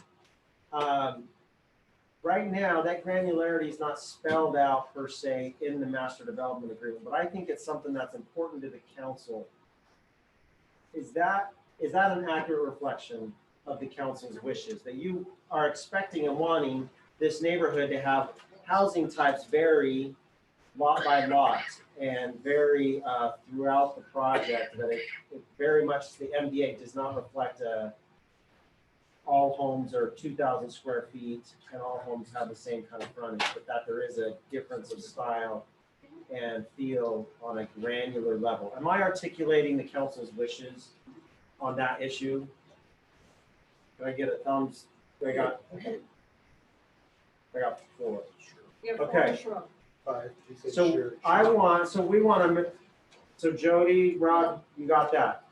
We want the MDA to reflect that, right? And that's how Daybreak develops. I don't think, Rich, Stephen, I don't think you have any concerns about that being in the MDA, because that's what you've been telling us you plan to do. The concept discussed was that our first phase plat would be, at least ultimately an exhibit to the MDA and be typical of the way we do things. Okay. Second, regarding kind of density, dispersion, phasing, one of the things that's come up in this week that I didn't quite have this expectation right. I think it's been communicated before to the council or staff, but I want to make sure you understand it. Daybreak South Jordan does not consider multifamily if it's townhomes or duplexes. So as we've been talking about this, I was not thinking of townhomes or duplexes as single family homes by definition. But in this proposal, they have assumed all along a 50-50 mix of multifamily to single family homes. Now that multifamily is a combination of townhomes, condos, apartments. Am I getting this right, Larry? Chime in, because I might be getting this wrong. But I want Rich to explain this, or Rulon. I mean, the plan you're looking at there has 350 apartments. That's essentially one apartment. 883 townhomes. Okay, and you guys consider townhomes multifamily, we do not. I mean, the way we build and sell them, they're priced and they live like single family, they just happen to be attached. In that particular plan, again, this isn't exactly what we're gonna do, but it's one of our studies that we use in planning. And this one also has several different types of single family. It has essentially 846 of one type, and it has 572 of another type. So that's a little, slightly more than 50% in this plan of what we call single family, but it's, you know, this is not an apartment building, right? And what you call single family, but I think that, if you're thinking that multifamily is apartment flats, that's not what we really do. Thank you. I just want to make sure everyone's expectations are the same. Thank you. Larry, you were going to say something. So I think it's important to remember the occupancy. What the intent of townhome is intended to be the for sale product for a single family. And so with that, you bring your level up to almost 2,600 units of owner occupied housing, which is easier on the schools, there's more involvement in the community, as we've seen all over the place. Now, I'm not saying that some of those can't be rented, because we all know they can, but, you know, a lot of years back when we did some ordinance review on different areas in the city, that was really important to the council, that it was an owner occupied product. And so I think that's a different way to look at it than just, oh, the walls are attached, so it's multifamily, but I think it's more, if you look at it by the occupancy, it's really what's important. So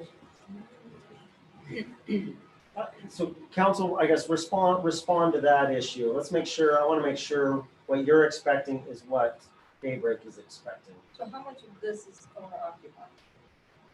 All but the 350 apartments.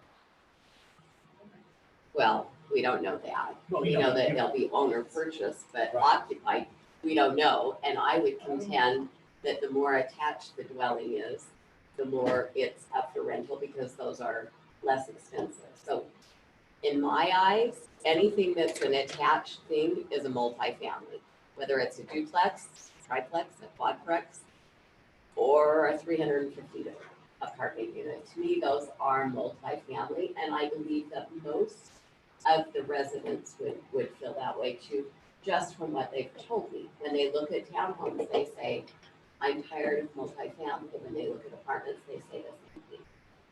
You want to speak to the product secret? Can I clarify? Yeah, I mean, we as a developer really care about that issue, because not so much for the value thing, because the attached products we build, you know, we have ones that sell for 600,000. These are very nice towns. Okay, it's a lifestyle in time of I've life. toured many of your homes. Right, okay, so you know the way we do it. So, you know, we typically actually do not allow rentals within the first year of ownership. And that's because we don't want these things bought by investors. Because, you know, if you have a high percentage of investor ownership and there's any kind of an economic downturn, that's not good, right? So we have found in Daybreak that it's very effective to use that tool. So are you comfortable if we put that into the MDA, that you don't allow, outside of the apartments, you don't allow, or you require homeowner occupancy for the first year of ownership? Why don't we say, except for, you know, things that are supposed to be apartments? Right, except for the apartments. On all your townhomes, all your single family homes, you don't allow has to be owner occupied for the first year of ownership. I don't, okay, without limiting the land plan, right? Because this could change. I just don't want to say, I really don't want to be locked into what we're talking about here. First phase actually is pretty much done. Subsequent phases. But I think that makes a difference to the council in terms of the expectations of how owner occupied the townhomes. How about saying townhomes? Could have that requirement. Because I mean, to me, a single family home doesn't seem to raise the concern. So if we say townhomes would have to be subject. We had a huge problem with that as a second one, right out where you're gonna be buildings. There was a huge problem with rentals, and things not being taken care of. single family? I'm sorry, but in my neighborhood, it's regular houses and there's rentals, so there's gonna be rentals anywhere. We could fight this all night if we want to, but people are buying houses and renting, them, no matter where it is, West Jordan, South Jordan. I don't know if we can get in the weeds on that. There's no way we're gonna stop somebody from buying a piece of it. My next door house is a rental. I don't have to say Across it. the street from me is a rental, and what, you can't put any restrictions on alienation, so. We're talking about investors. I mean, this is a tool that we use as a developer. If we think there's a problem with investors, I frankly don't know that there's gonna be a problem with investors, so I hate to commit myself to do it, but I just wanted you to know that we're conscious of that issue. But if somebody And if it comes in up, and we can do it. if somebody came in and wanted to buy 6 single-family homes as an investor to rent, we can't stop them, not legally. The only thing we can do, what is our threshold on this? We do it all the time. We can't do it. But they HOA, can. But we can put that in.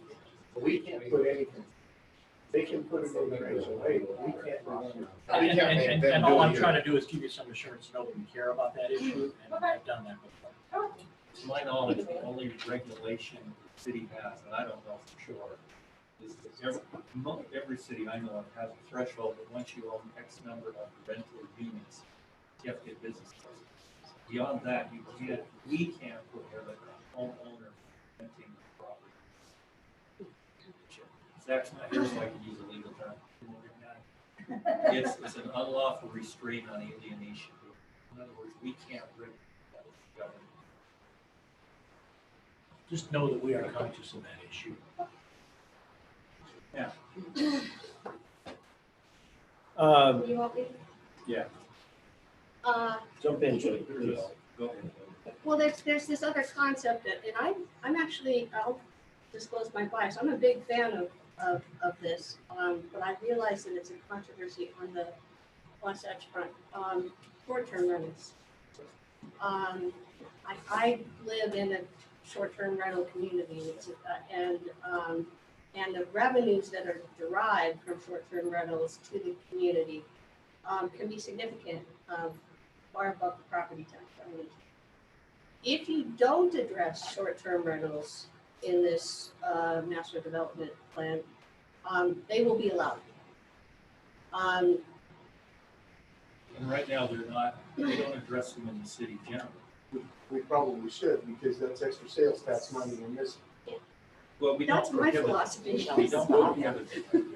But with a short-term rental, if it's technically a short-term rental, we should be able to Yes. get the extra sales tax Yes. revenue on The only short-term rental. prohibition is you can't prosecute somebody for advertising on your. So you can regulate it. I'm a big fan of community design to accommodate, almost like an ADU, short-term rentals. But we haven't discussed this at all with the developer. It's those types of things that the master development agreement needs to address. It would be nice to get council input on how you feel about short-term rental. I don't know. If we don't address it though, it is something that the developer and the Master Homeowners Association could allow. And we should probably just talk about Yeah. that in drafting, Yeah, that's fine. because I'm all for ADUs, frankly, because they help, if on the right size lot, if we designate it, and people know it's there up front. It's also a revenue source for the city. I realize that it at some level it can denigrate the feeling of community. So it is something that maybe we talk about some more, we bring back to you. Just after you've had some time to chew on it a little bit. A larger portion of this discussion is about how the density resides within this plan. In the original master development agreement, or in the original draft, the density wasn't referred to in any kind of graphic like this. It was referred to in terms of land use types or place types. Place types, and there were 3 different place types as well as an open space place type. And they sounded like they were different from one another, but if from a lawyer's perspective, they weren't terribly. one another. And the question in my mind from a drafting perspective on the master development agreement and also on a, just a transparency standpoint is, do you care where the multifamily is concentrated, where the commercial is concentrated, where the single family is concentrated? Does it matter to you?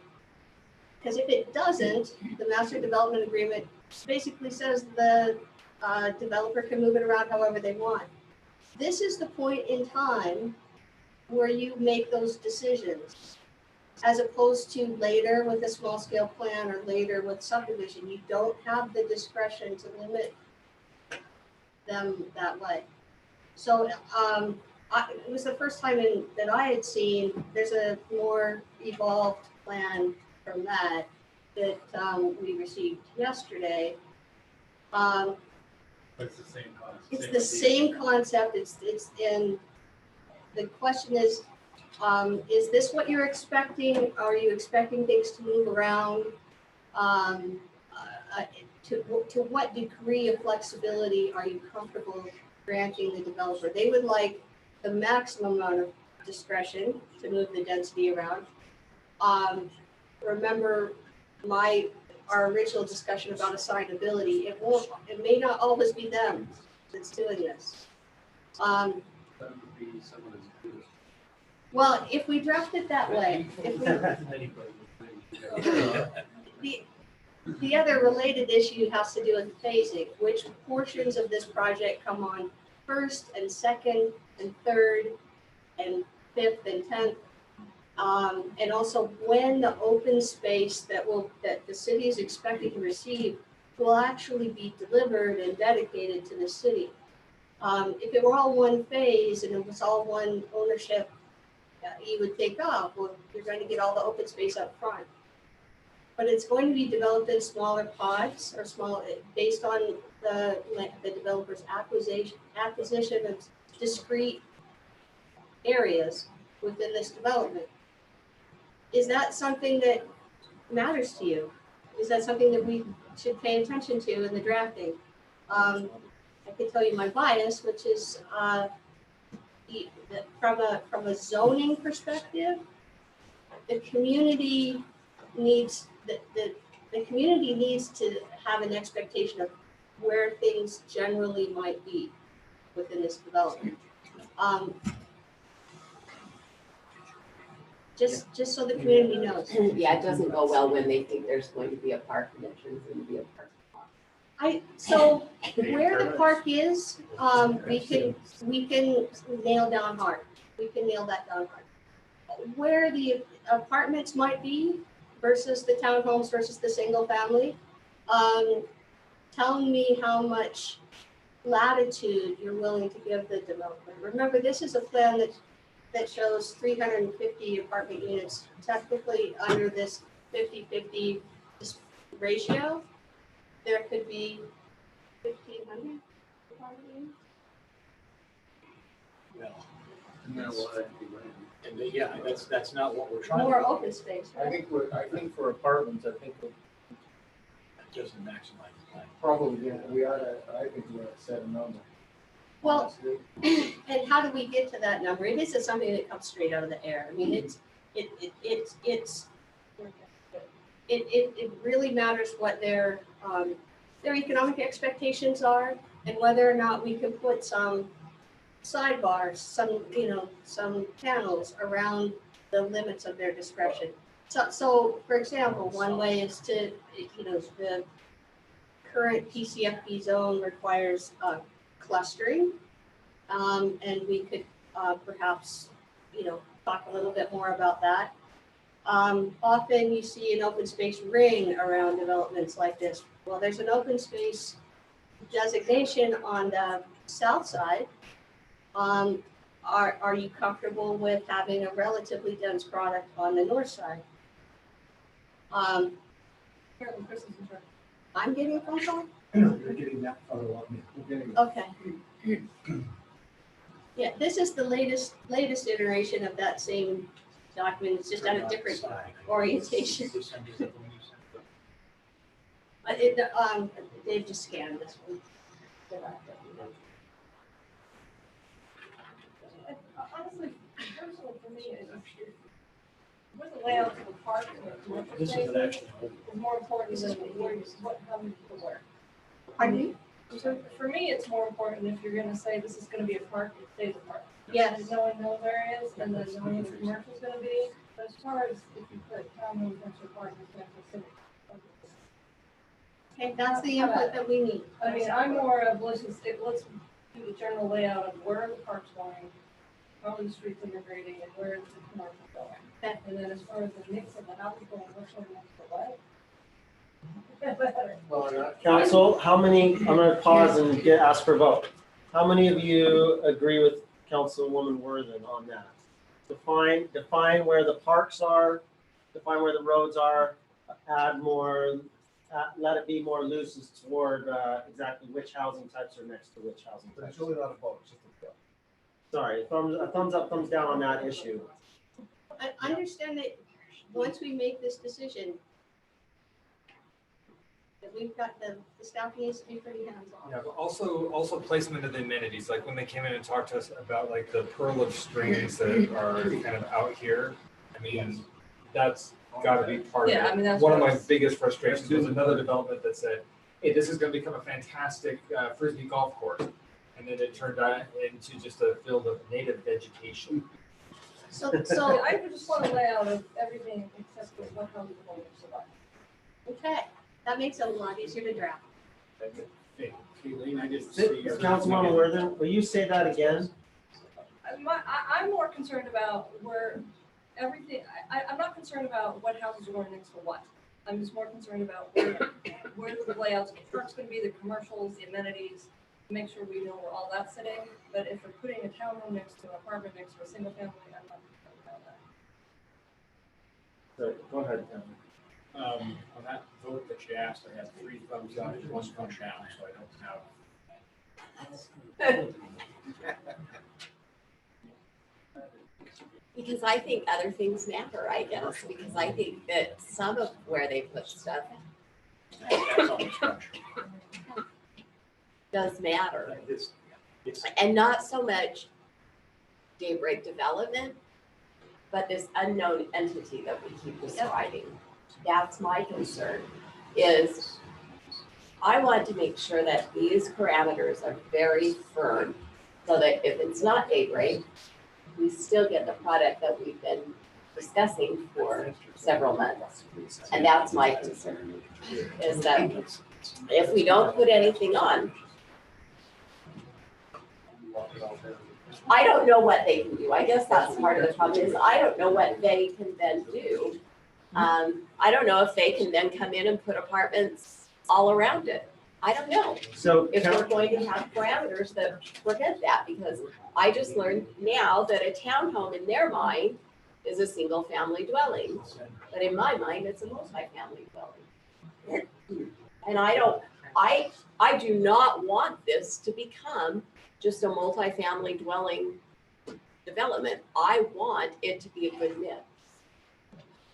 So can we agree on a percentage of what's what? Yeah, so Find that out, say percentage of this much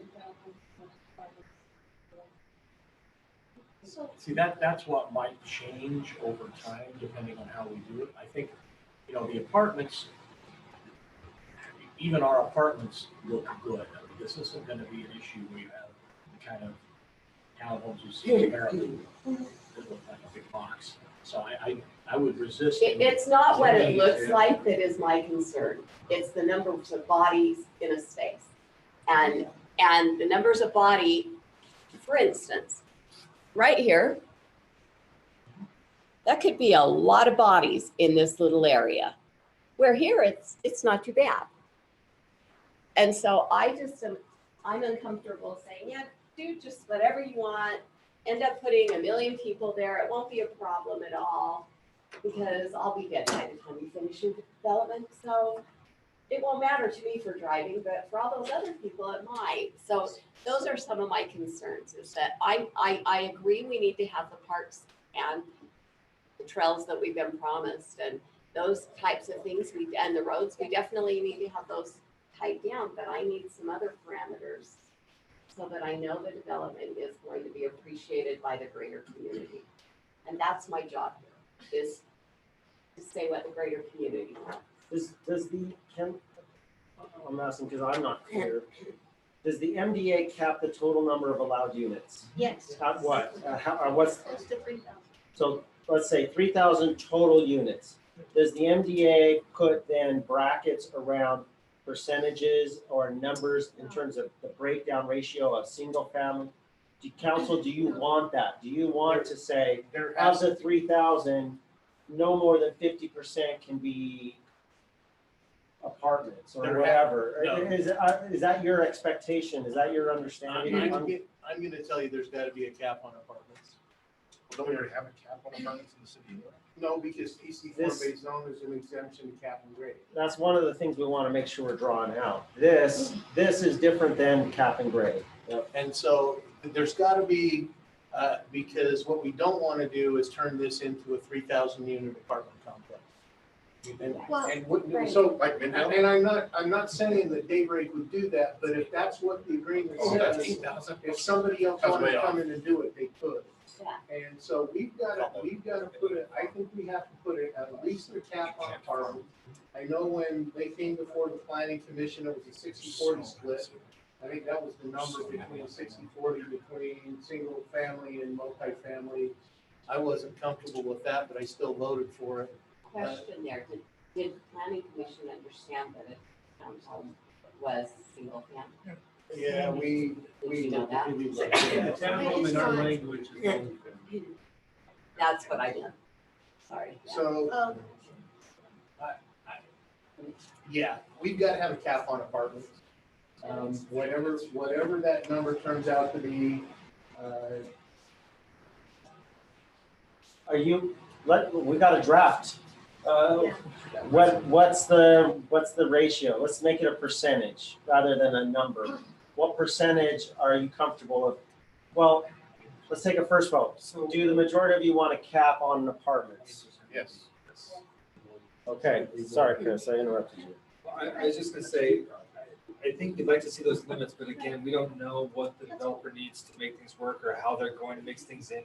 I really like that when we had an opportunity to go with them and see what they've done elsewhere, how they were able to minimize some of the impact. So rather than me throwing out a number saying, I don't want anything more than this, I'd like to hear a proposal from them and them say, we're willing to commit to nothing above here, and this is what it would look like.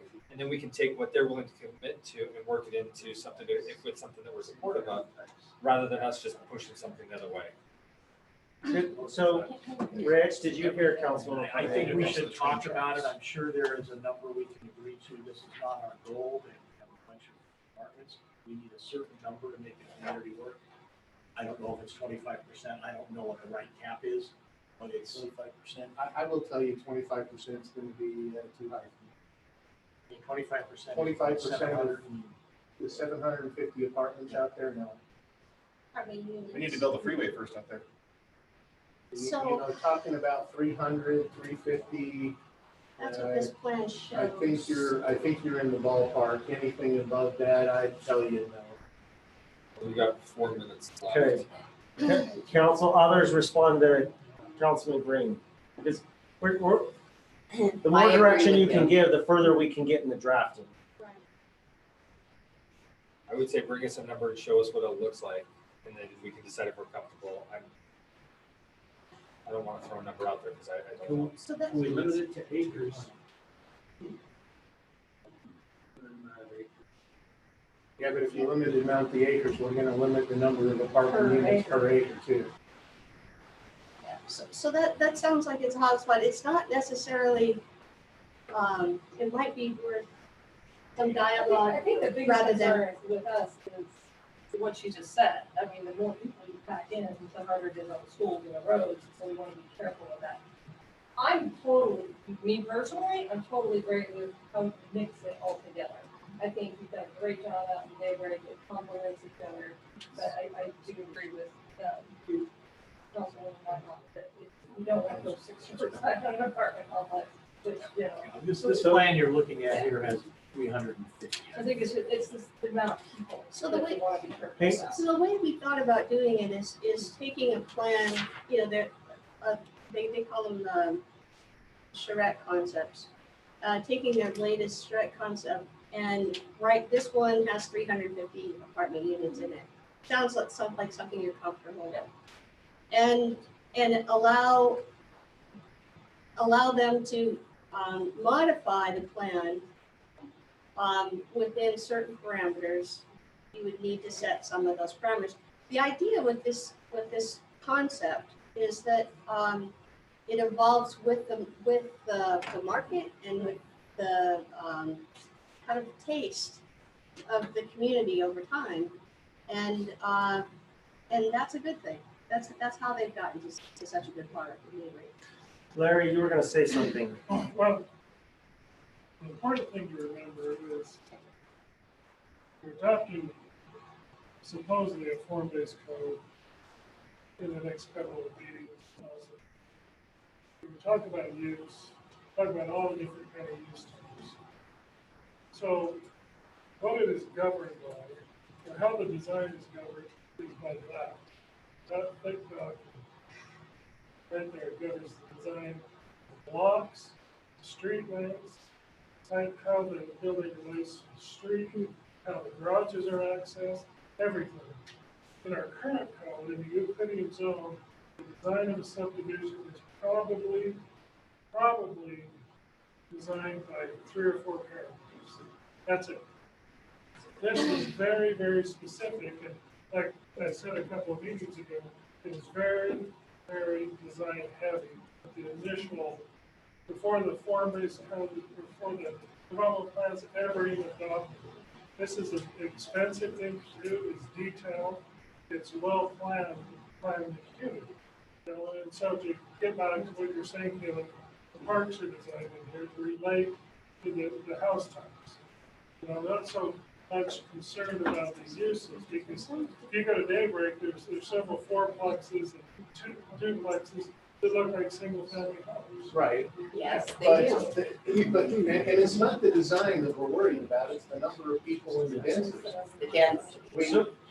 We went out of control with the density in this city a long time ago, and we tried to rein that in. And with the cap and grade and some of the other things, and this is gonna be a serious, and so what I'm not comfortable with, and I'll just reiterate it, I'm not comfortable saying we can do whatever we want in this 600 acres and build, and you've got a cap on the number of units, let's say it's 3,000, and say, oh, well, you know, the market decided we're gonna have 3,000 apartments out here. I'm not comfortable with that. We've got to ratchet that in, and it's not the design that I'm worried about, Larry. It's the density, and it's the number of people and those kind of things, and I think that's where we're. The density's capped at 3,000 units, and the census average 3,000 times 3.4 in this year, a little over 9,000. Right, but And that's not including the grandmother and all the. yeah, but apartments have a different connotation than single-family homes, and So what Larry showed you is adamant, what I would suggest to keep moving along is let Jody wrestle with Daybreak. They know what their performa needs are. Jody knows what you have shared with her tonight as a limitation. There's going to be some give and take that's going to have to occur where you guys are acting like the referee. Jody's going to be. We'll refine the issues quite a bit So more. we can move forward. I think we're aligned, so locking some down isn't a problem for us, because we've actually anticipated this in the documents, they just haven't been understood, or we haven't made them clear yet. So we don't have any. Corbin, can I ask one more Yeah, thing? go ahead. And I don't mean to put council member Lamb on the spot. We've got 3 to 1. We're gonna spend some, hopefully it's not a lot of time, but it could be pretty Chris tough till we get didn't there. want to. I'd like to know what Chad thinks, so that we at least have a feel, in fairness to Daybreak. I didn't know you were taking a vote, sorry. So, sorry, all right, let's do two, I want to do 2 quick votes, okay? First vote, Are you comfortable directing Jody to work with Daybreak on some kind of cap on total number of apartments? Yes, no? Yes. Okay, all 5 of you. Good. We don't know the number. We're not setting the number tonight. Jody's gonna work with Daybreak, but we'll figure a number. So 3,000 units and no more than X percent of those units can be apartments. Okay, second vote. How comfortable, how do I phrase this in a yes, no question? Are you willing to allow Jody do you want to dictate where the density is or allow it to float? So thumbs up if you want to define where the density is. Like right now, no. Thumbs up if you're willing to allow the density to float a bit. I understand that you don't have any discretion to say no later. Right. Okay, I got four votes to let the density float. Good. This may end up here, and this may end up here. Okay.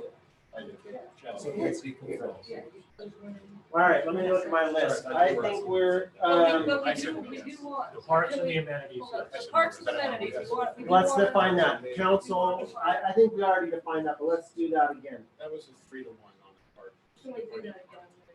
Council, I feel like the camera's getting the back of my head. That's why I'm trying to stay in my lane over here.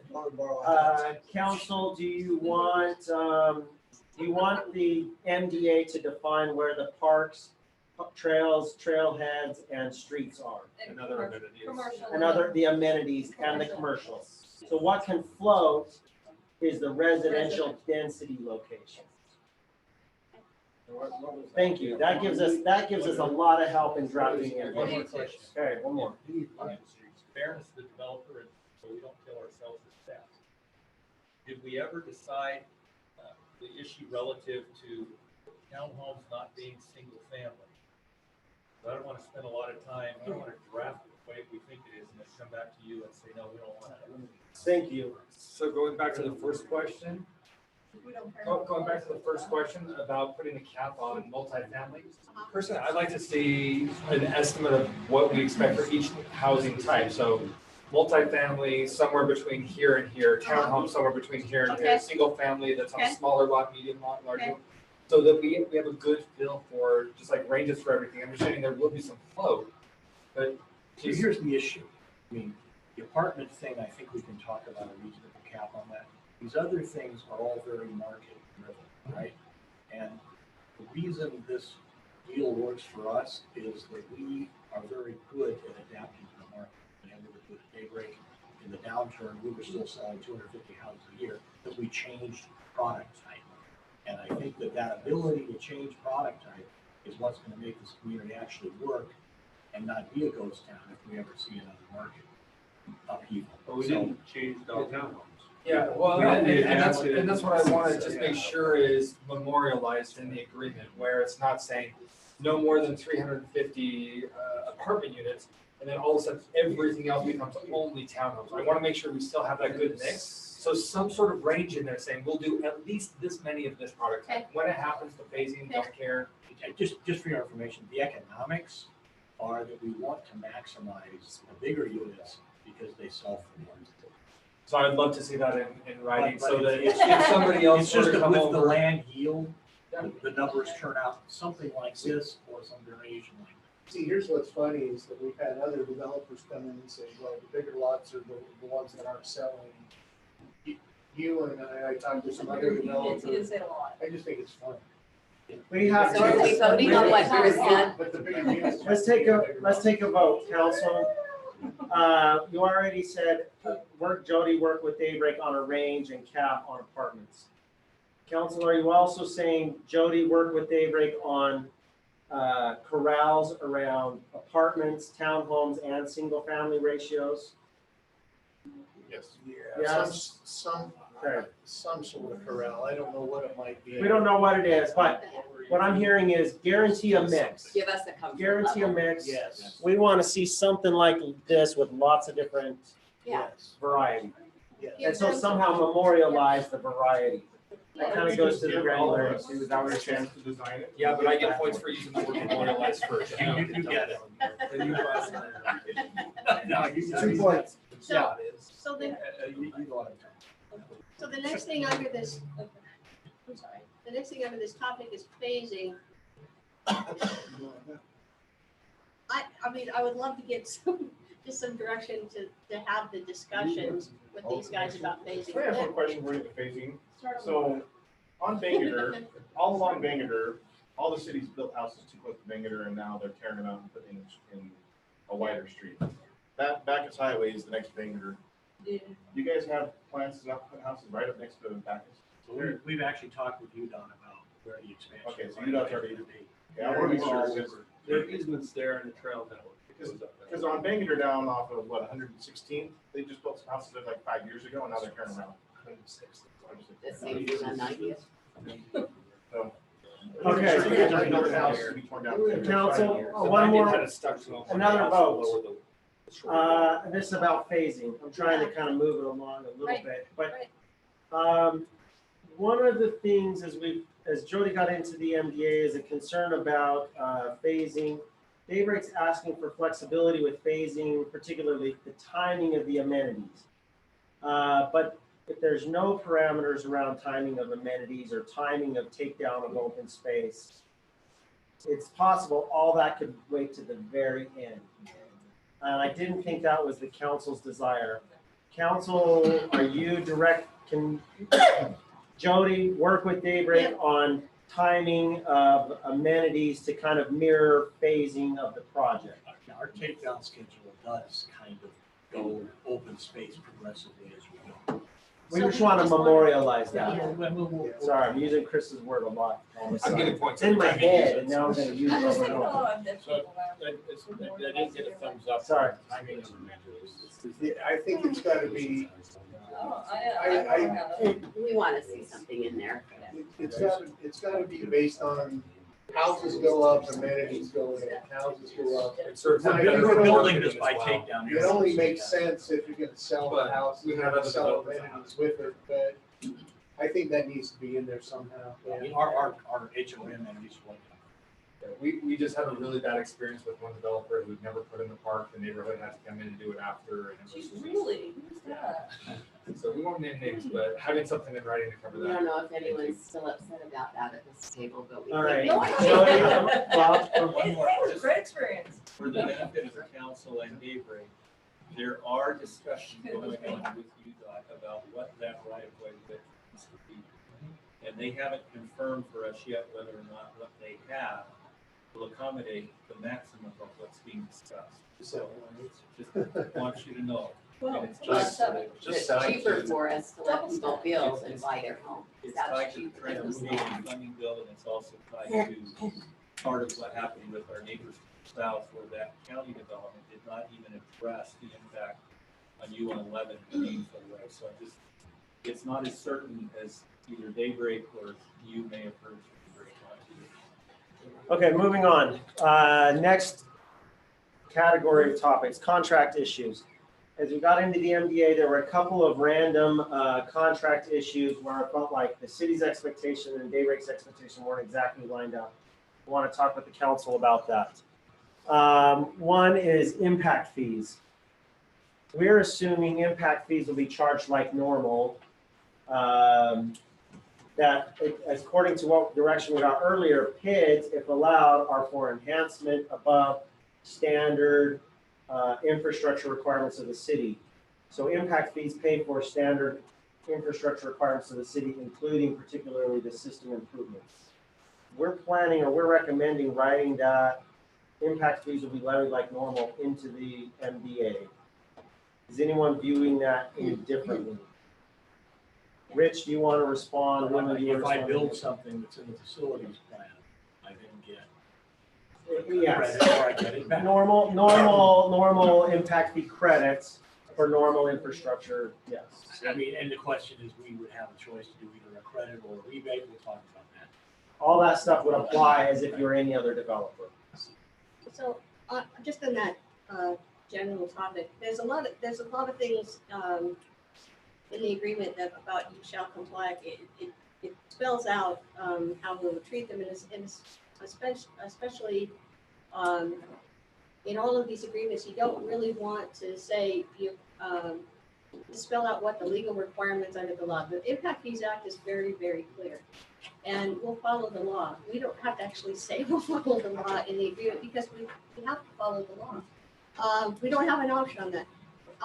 There's another example of, kind of how, they suggested treating, real, well-developed, law in, Utah.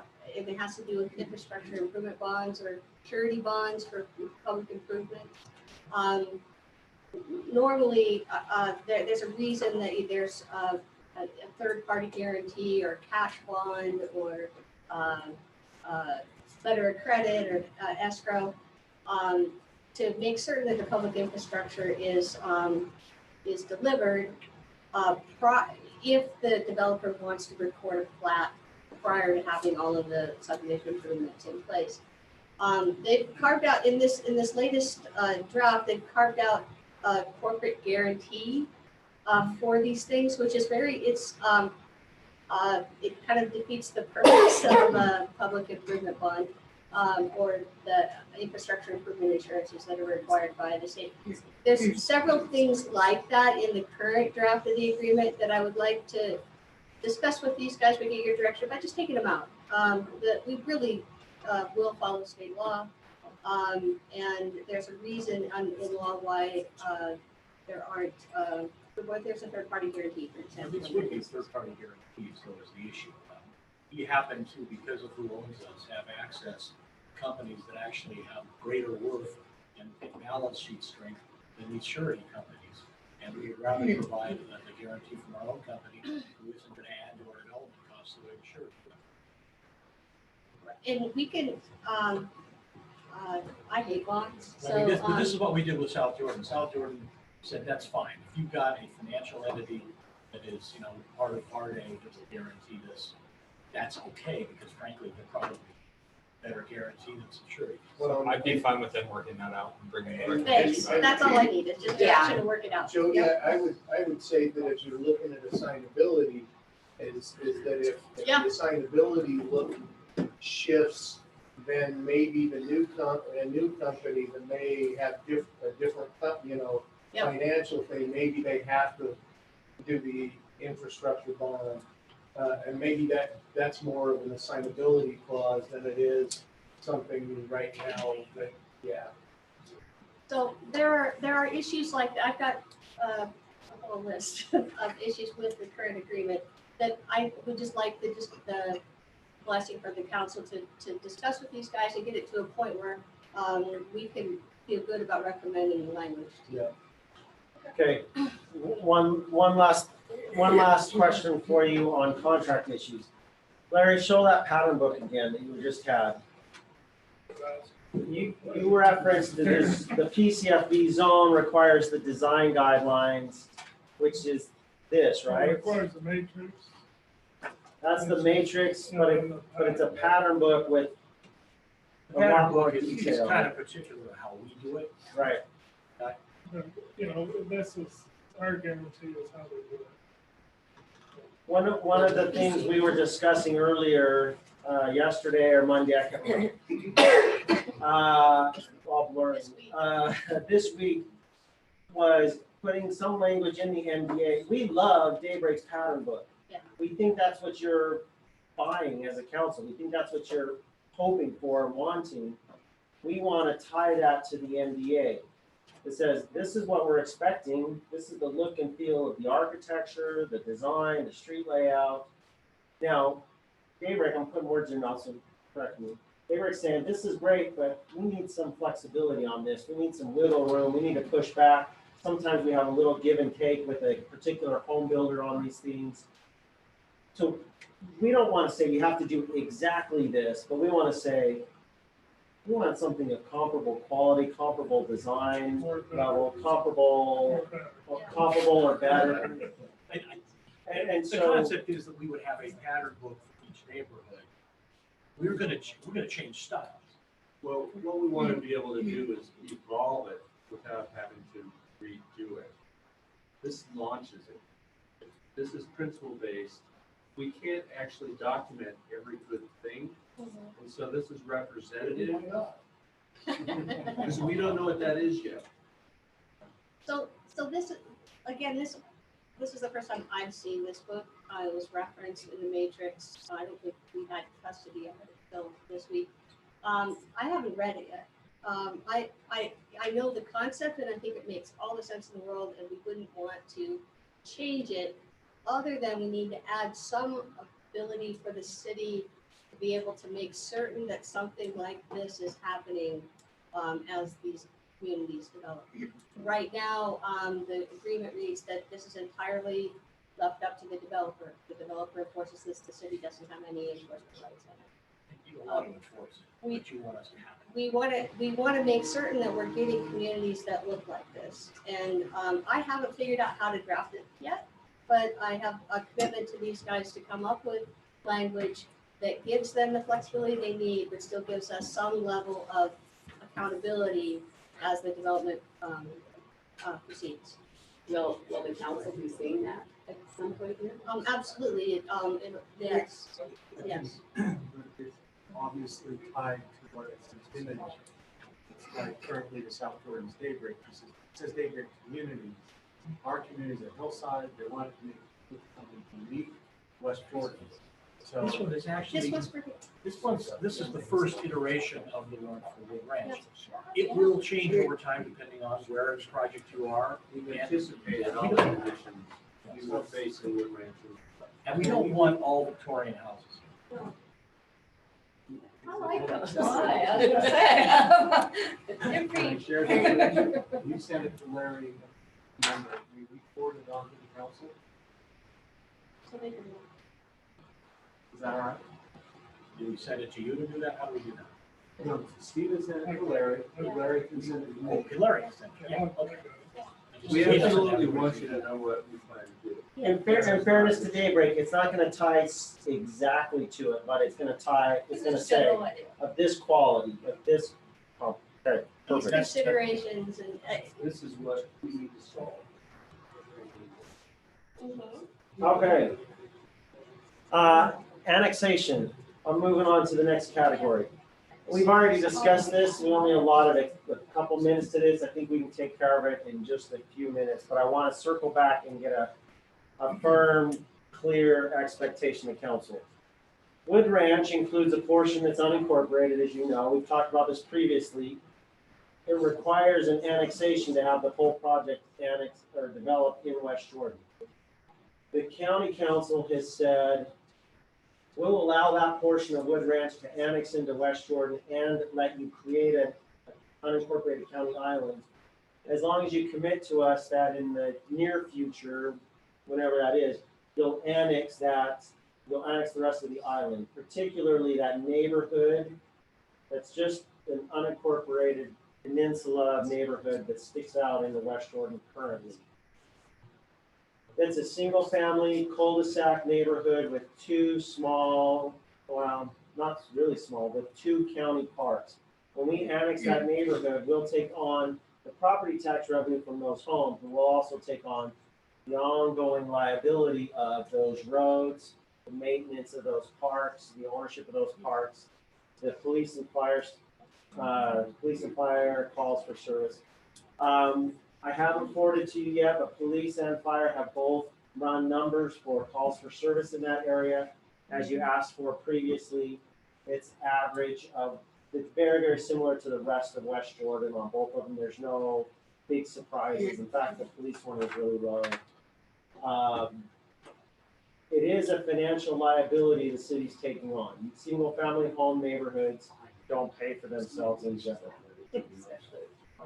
I just want to make sure the council is aware of that and you're still comfortable moving forward with annexing that neighborhood. I wanted Denise here for this piece, unfortunately she's not, because I did talk to Chris a little bit. She actually had some good ideas of how we can balance this out. And I mean, unfortunately, she's not here to explain that. I don't want to explain how she explained it to me, but yes, we are taking on liability, but she said that there are things that we can do to counteract that liability. So maybe we can ask for that in a different session, which is available to explain it. For that Before, reason, I'd say yes. before we take that over, can we like ensure, can we make the, well, we can't make the county do it apparently, but I would hope that we could work with them to ensure that the roads are good, the parks aren't all torn apart, that's, like, can we ensure that what we're taking over isn't something that we already have to immediately dump a bunch of money into? Like if they already have funds set aside. You've heard my for- horror story on that issue. I think that's why you're asking the question. I just think it's a question we need to be asking the county. They're saying we need to take over this development that really won't be self-sufficient. So I don't want to take on something that's gonna cost the rest of the city a lot of And money. if they've been acquiring funds for capital replacement, saying, okay, over the course of 20 years, we need to have a replacement fund, and that's 5 years away, we should be inheriting like 3/4 of that cost to help. Yeah, the county hasn't been doing that. You should Neither, assume that they frankly, have neither and have still ask we. for it. So, I did ask Brian to go look at the condition of the roads, street lights, stormwater infrastructure, park infrastructure. I haven't gotten as detailed a report back, but the initial glance was roads are in fair condition, no different, actually probably a little above average of what our average roads are. Sidewalks are in fair condition. The parks, he was not very happy with the condition of the parks. It felt like we wouldn't be inheriting great park infrastructure with What those is the two county timeline on parks. that? Because they said we had to eventually do it, right? Yeah, the county did not put a hard and fast, you must annex that island within a year.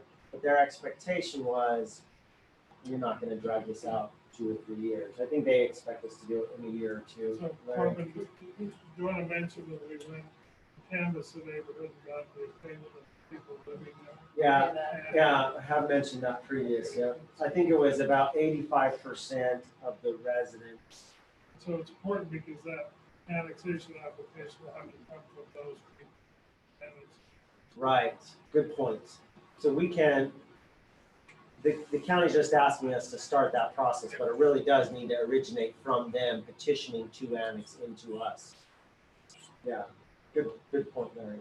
I just want to make sure, because to keep the ball rolling on Wood Ranch, one of the things we need to do is the annexation public hearing and the annexation process.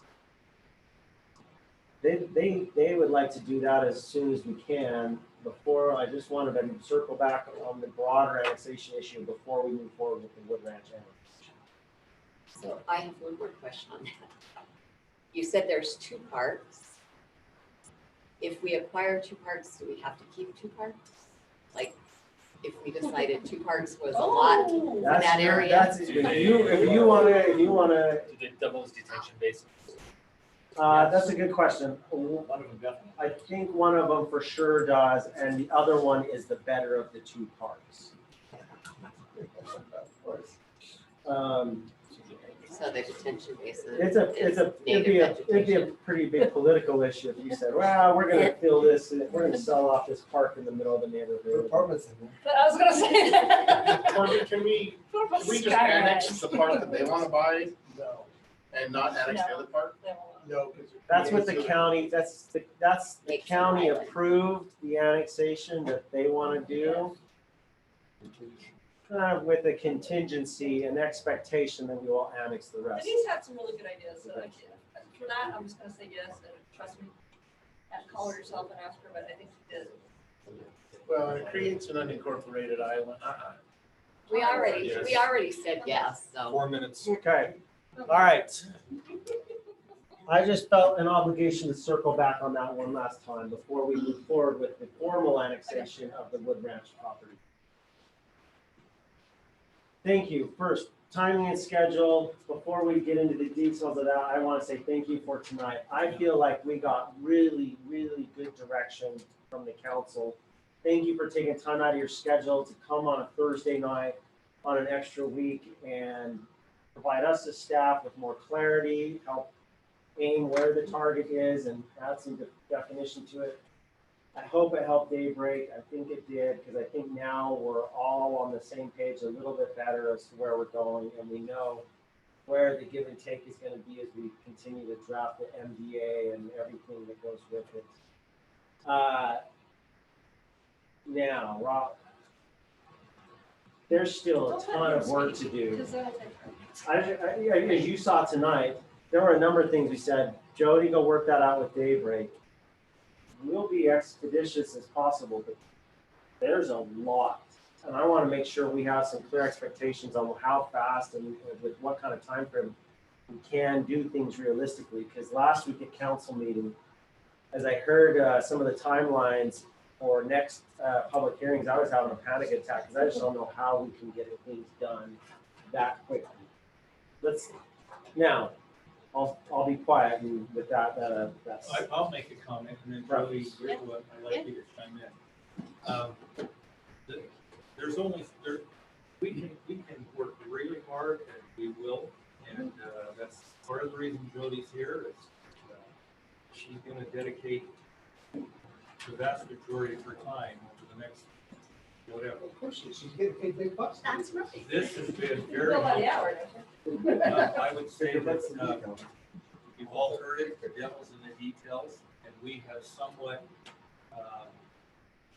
minimized the size of the devil, but we're still got a lot of details to work through. And I think we need to be realistic about the amount of time it's going to take to draft this and then plus the conversations we've got to have. So I guess I'm saying to the council, that we're going to need to make time available when we're ready to bring this to you.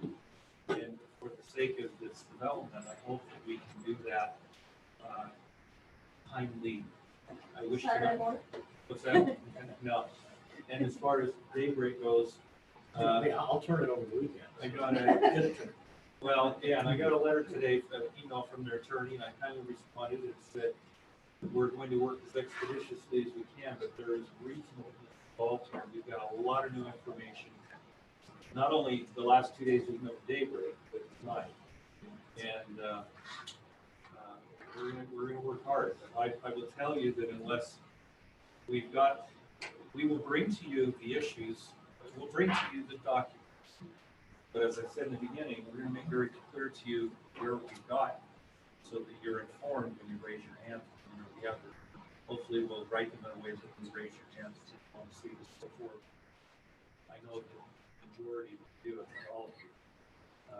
But I think that it's less productive to rush something out and to not have everything in it and try to negotiate this and write it in parts and then put together a comprehensive draft.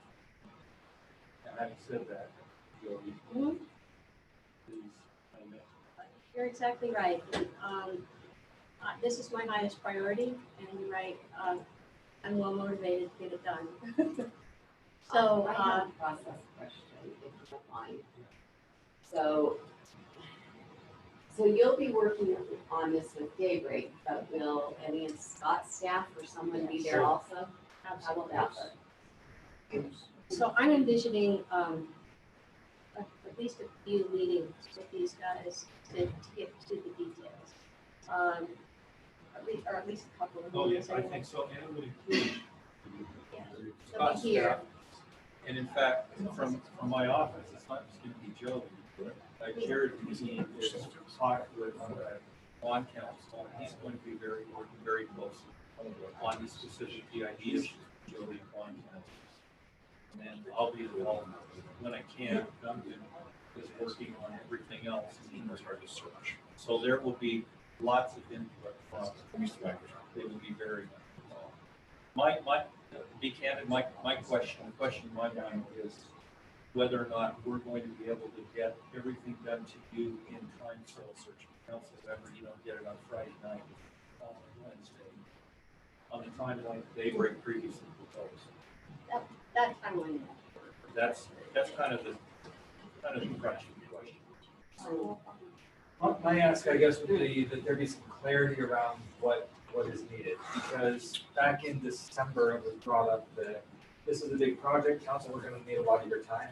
I think some heard that, okay, we need to be meeting frequently for this, and the solution is okay, let's make availability on the calendar. But what we've heard in some of the more recent meetings is, as staff, there hasn't been enough time to have something concrete to put in front of you, so some of the meetings haven't been as effective as this one. So my ask would be that if we can find out as soon as possible when we should expect things to be coming, so we know, is this something we can work into a regular meeting? Do we have to have something extra like this? I don't think anybody is thrilled about last minute throwing something on the calendar for 8 days down the road, but if we know, okay, well, this was substantial, we've got a packet that Larry's shown us that's this thick, and we need to have a couple meetings to go through that, then great, we can get that on the calendar, but if you would set expectations as to, yes, in 4 weeks, we're gonna need 3 hours, and these are the items specifically that we're gonna be going through, I think that would make it a lot easier for the council. Good point. That's a good point. I'm gonna send all of these documents. Made without- I'll give it to them. Well, see what a few weeks to get that. I think Corbin, Rich. you could chime Well, I in mean, here. here's, I guess, schedule what I was looking for would be that we could still on the 11th, I think, review, have a hearing on the master plan. That plan is pretty much done, and it's all working, we're just putting it in the agreement. The agreement we wouldn't hear until 2 weeks later. We haven't scheduled a public hearing for that. Right. So the master development plan, isn't written the way, you can enforce it. And so we need to work on that too, so that it becomes a document that you can rely on. Well, and timing wise for that one, we're past the 10-day noticing to have that as a public hearing on the 11th. But that's where, The EC form-based zone, the DC form-based zone is noticed for the And then I just put a placeholder into the 25th. That would mean to get a public hearing for that, you would have to get notice on the 12th, the day after the meeting on the 11th. I don't know if that's. And Jody has spent the last 48 hours since our meeting working on the PCFP zone document. That's number one priority. And that is one, candidly, that's one that the city and Daybreak have spent a lot of time putting together, and it won't work the way it's. So I'm not making any apologies for the fact that that's taking a little more time. You guys had input on it, but that's what she's been working on. Yeah. What I are know. what are the problems real quick? Um, For the city's needs? So it's written as an intent document in large part, as opposed to a regulation. And the case law in Utah is that. Kelvin's an attorney, do you know that? No, I didn't know that. Okay. I'm sorry. I always try to not talk like an attorney. Too much intent, not enough substance. Yeah, and it's too many, the purpose is as opposed to we shall, or they shall. So we are aggressively working on it. So you have that for the 11th. 25th, there is, property workshop scheduled. I mean, it seems like if we could get the plan at least approved, we might, I've got a neighborhood closing down. So I've got an issue trying to get MDA finished by that first meeting in April. Yeah, I'm understanding your schedules. I almost hate to commit to giving you the time that you need when I'm not sure what time I need. It's better for me to get closer to an almost finished product before I tell you to be ready on this day. But, I'm here to accommodate whatever you guys need. I do think the plan and the agreement is going to take some time. Going to take some time, and it might just be a matter of a couple of weeks. But if it's not a couple of weeks, I don't want you guys to be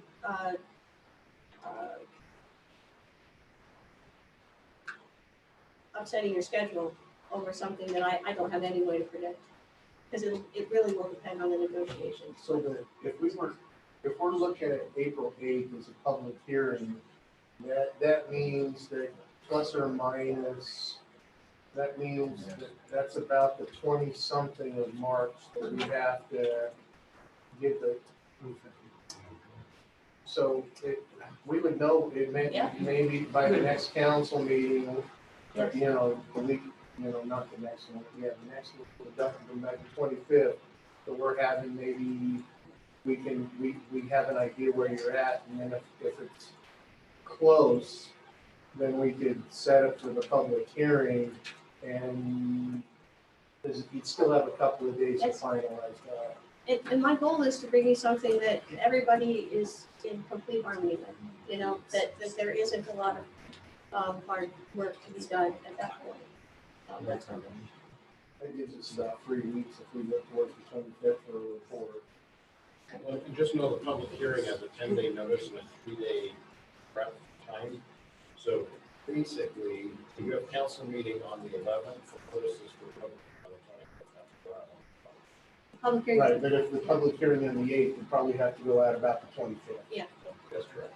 So that's what I'm saying is that if we're looking for public hearings on the 8th, then if we can have some sort of report by the 25th, then with a nod north or south, then, or something close to the north or south by the 25th, then we know to schedule the public hearing on the 8th. But we have to have time to go through it as a group to make sure that we're happy, there's no other revisions, so we've got to be finished by the 25th. So Yeah, I that think gives you gotta us- be really close by the 25th. I think that's really good. Corbin, Sorry. is there anything else Jody needs from us? Patience. Yeah, Do we need any additional we don't meetings need like this council. with the council? we don't know yet, frankly. There's a chance we might need another long work session. Rob was right, the devil's in the details. We got a lot of those out of the way tonight, I believe. But as we get into the final draft, we might have another time where we think, hey, an hour or two with the council to do this again will let us put in front of you a document that you will all already know and already support. And so when it's the final public hearing, you know it's going to pass. I would much rather get it ironed out with you through this than have it come before you in the public hearing and then you're starting to debate and wordsmith on the dais. But we don't know how far, based on tonight, we don't know how far we can get. We can get a lot further than we could before tonight, but I don't know if we can get all the way there. We'll see. If you notice that on the 25th, as we found we were close, it would be possible that now we can do work sessions. On the first, say. I wouldn't suggest a work session and the public hearing for the MDA. I wouldn't suggest a work session about the MDA and a public hearing about the MDA on the same night. No, that's why I was saying you might do it on the first if the hearing's on the 8th. That's up to the chair and the scheduling of meetings. I mean, I do agree with you, it'd be good to walk through it.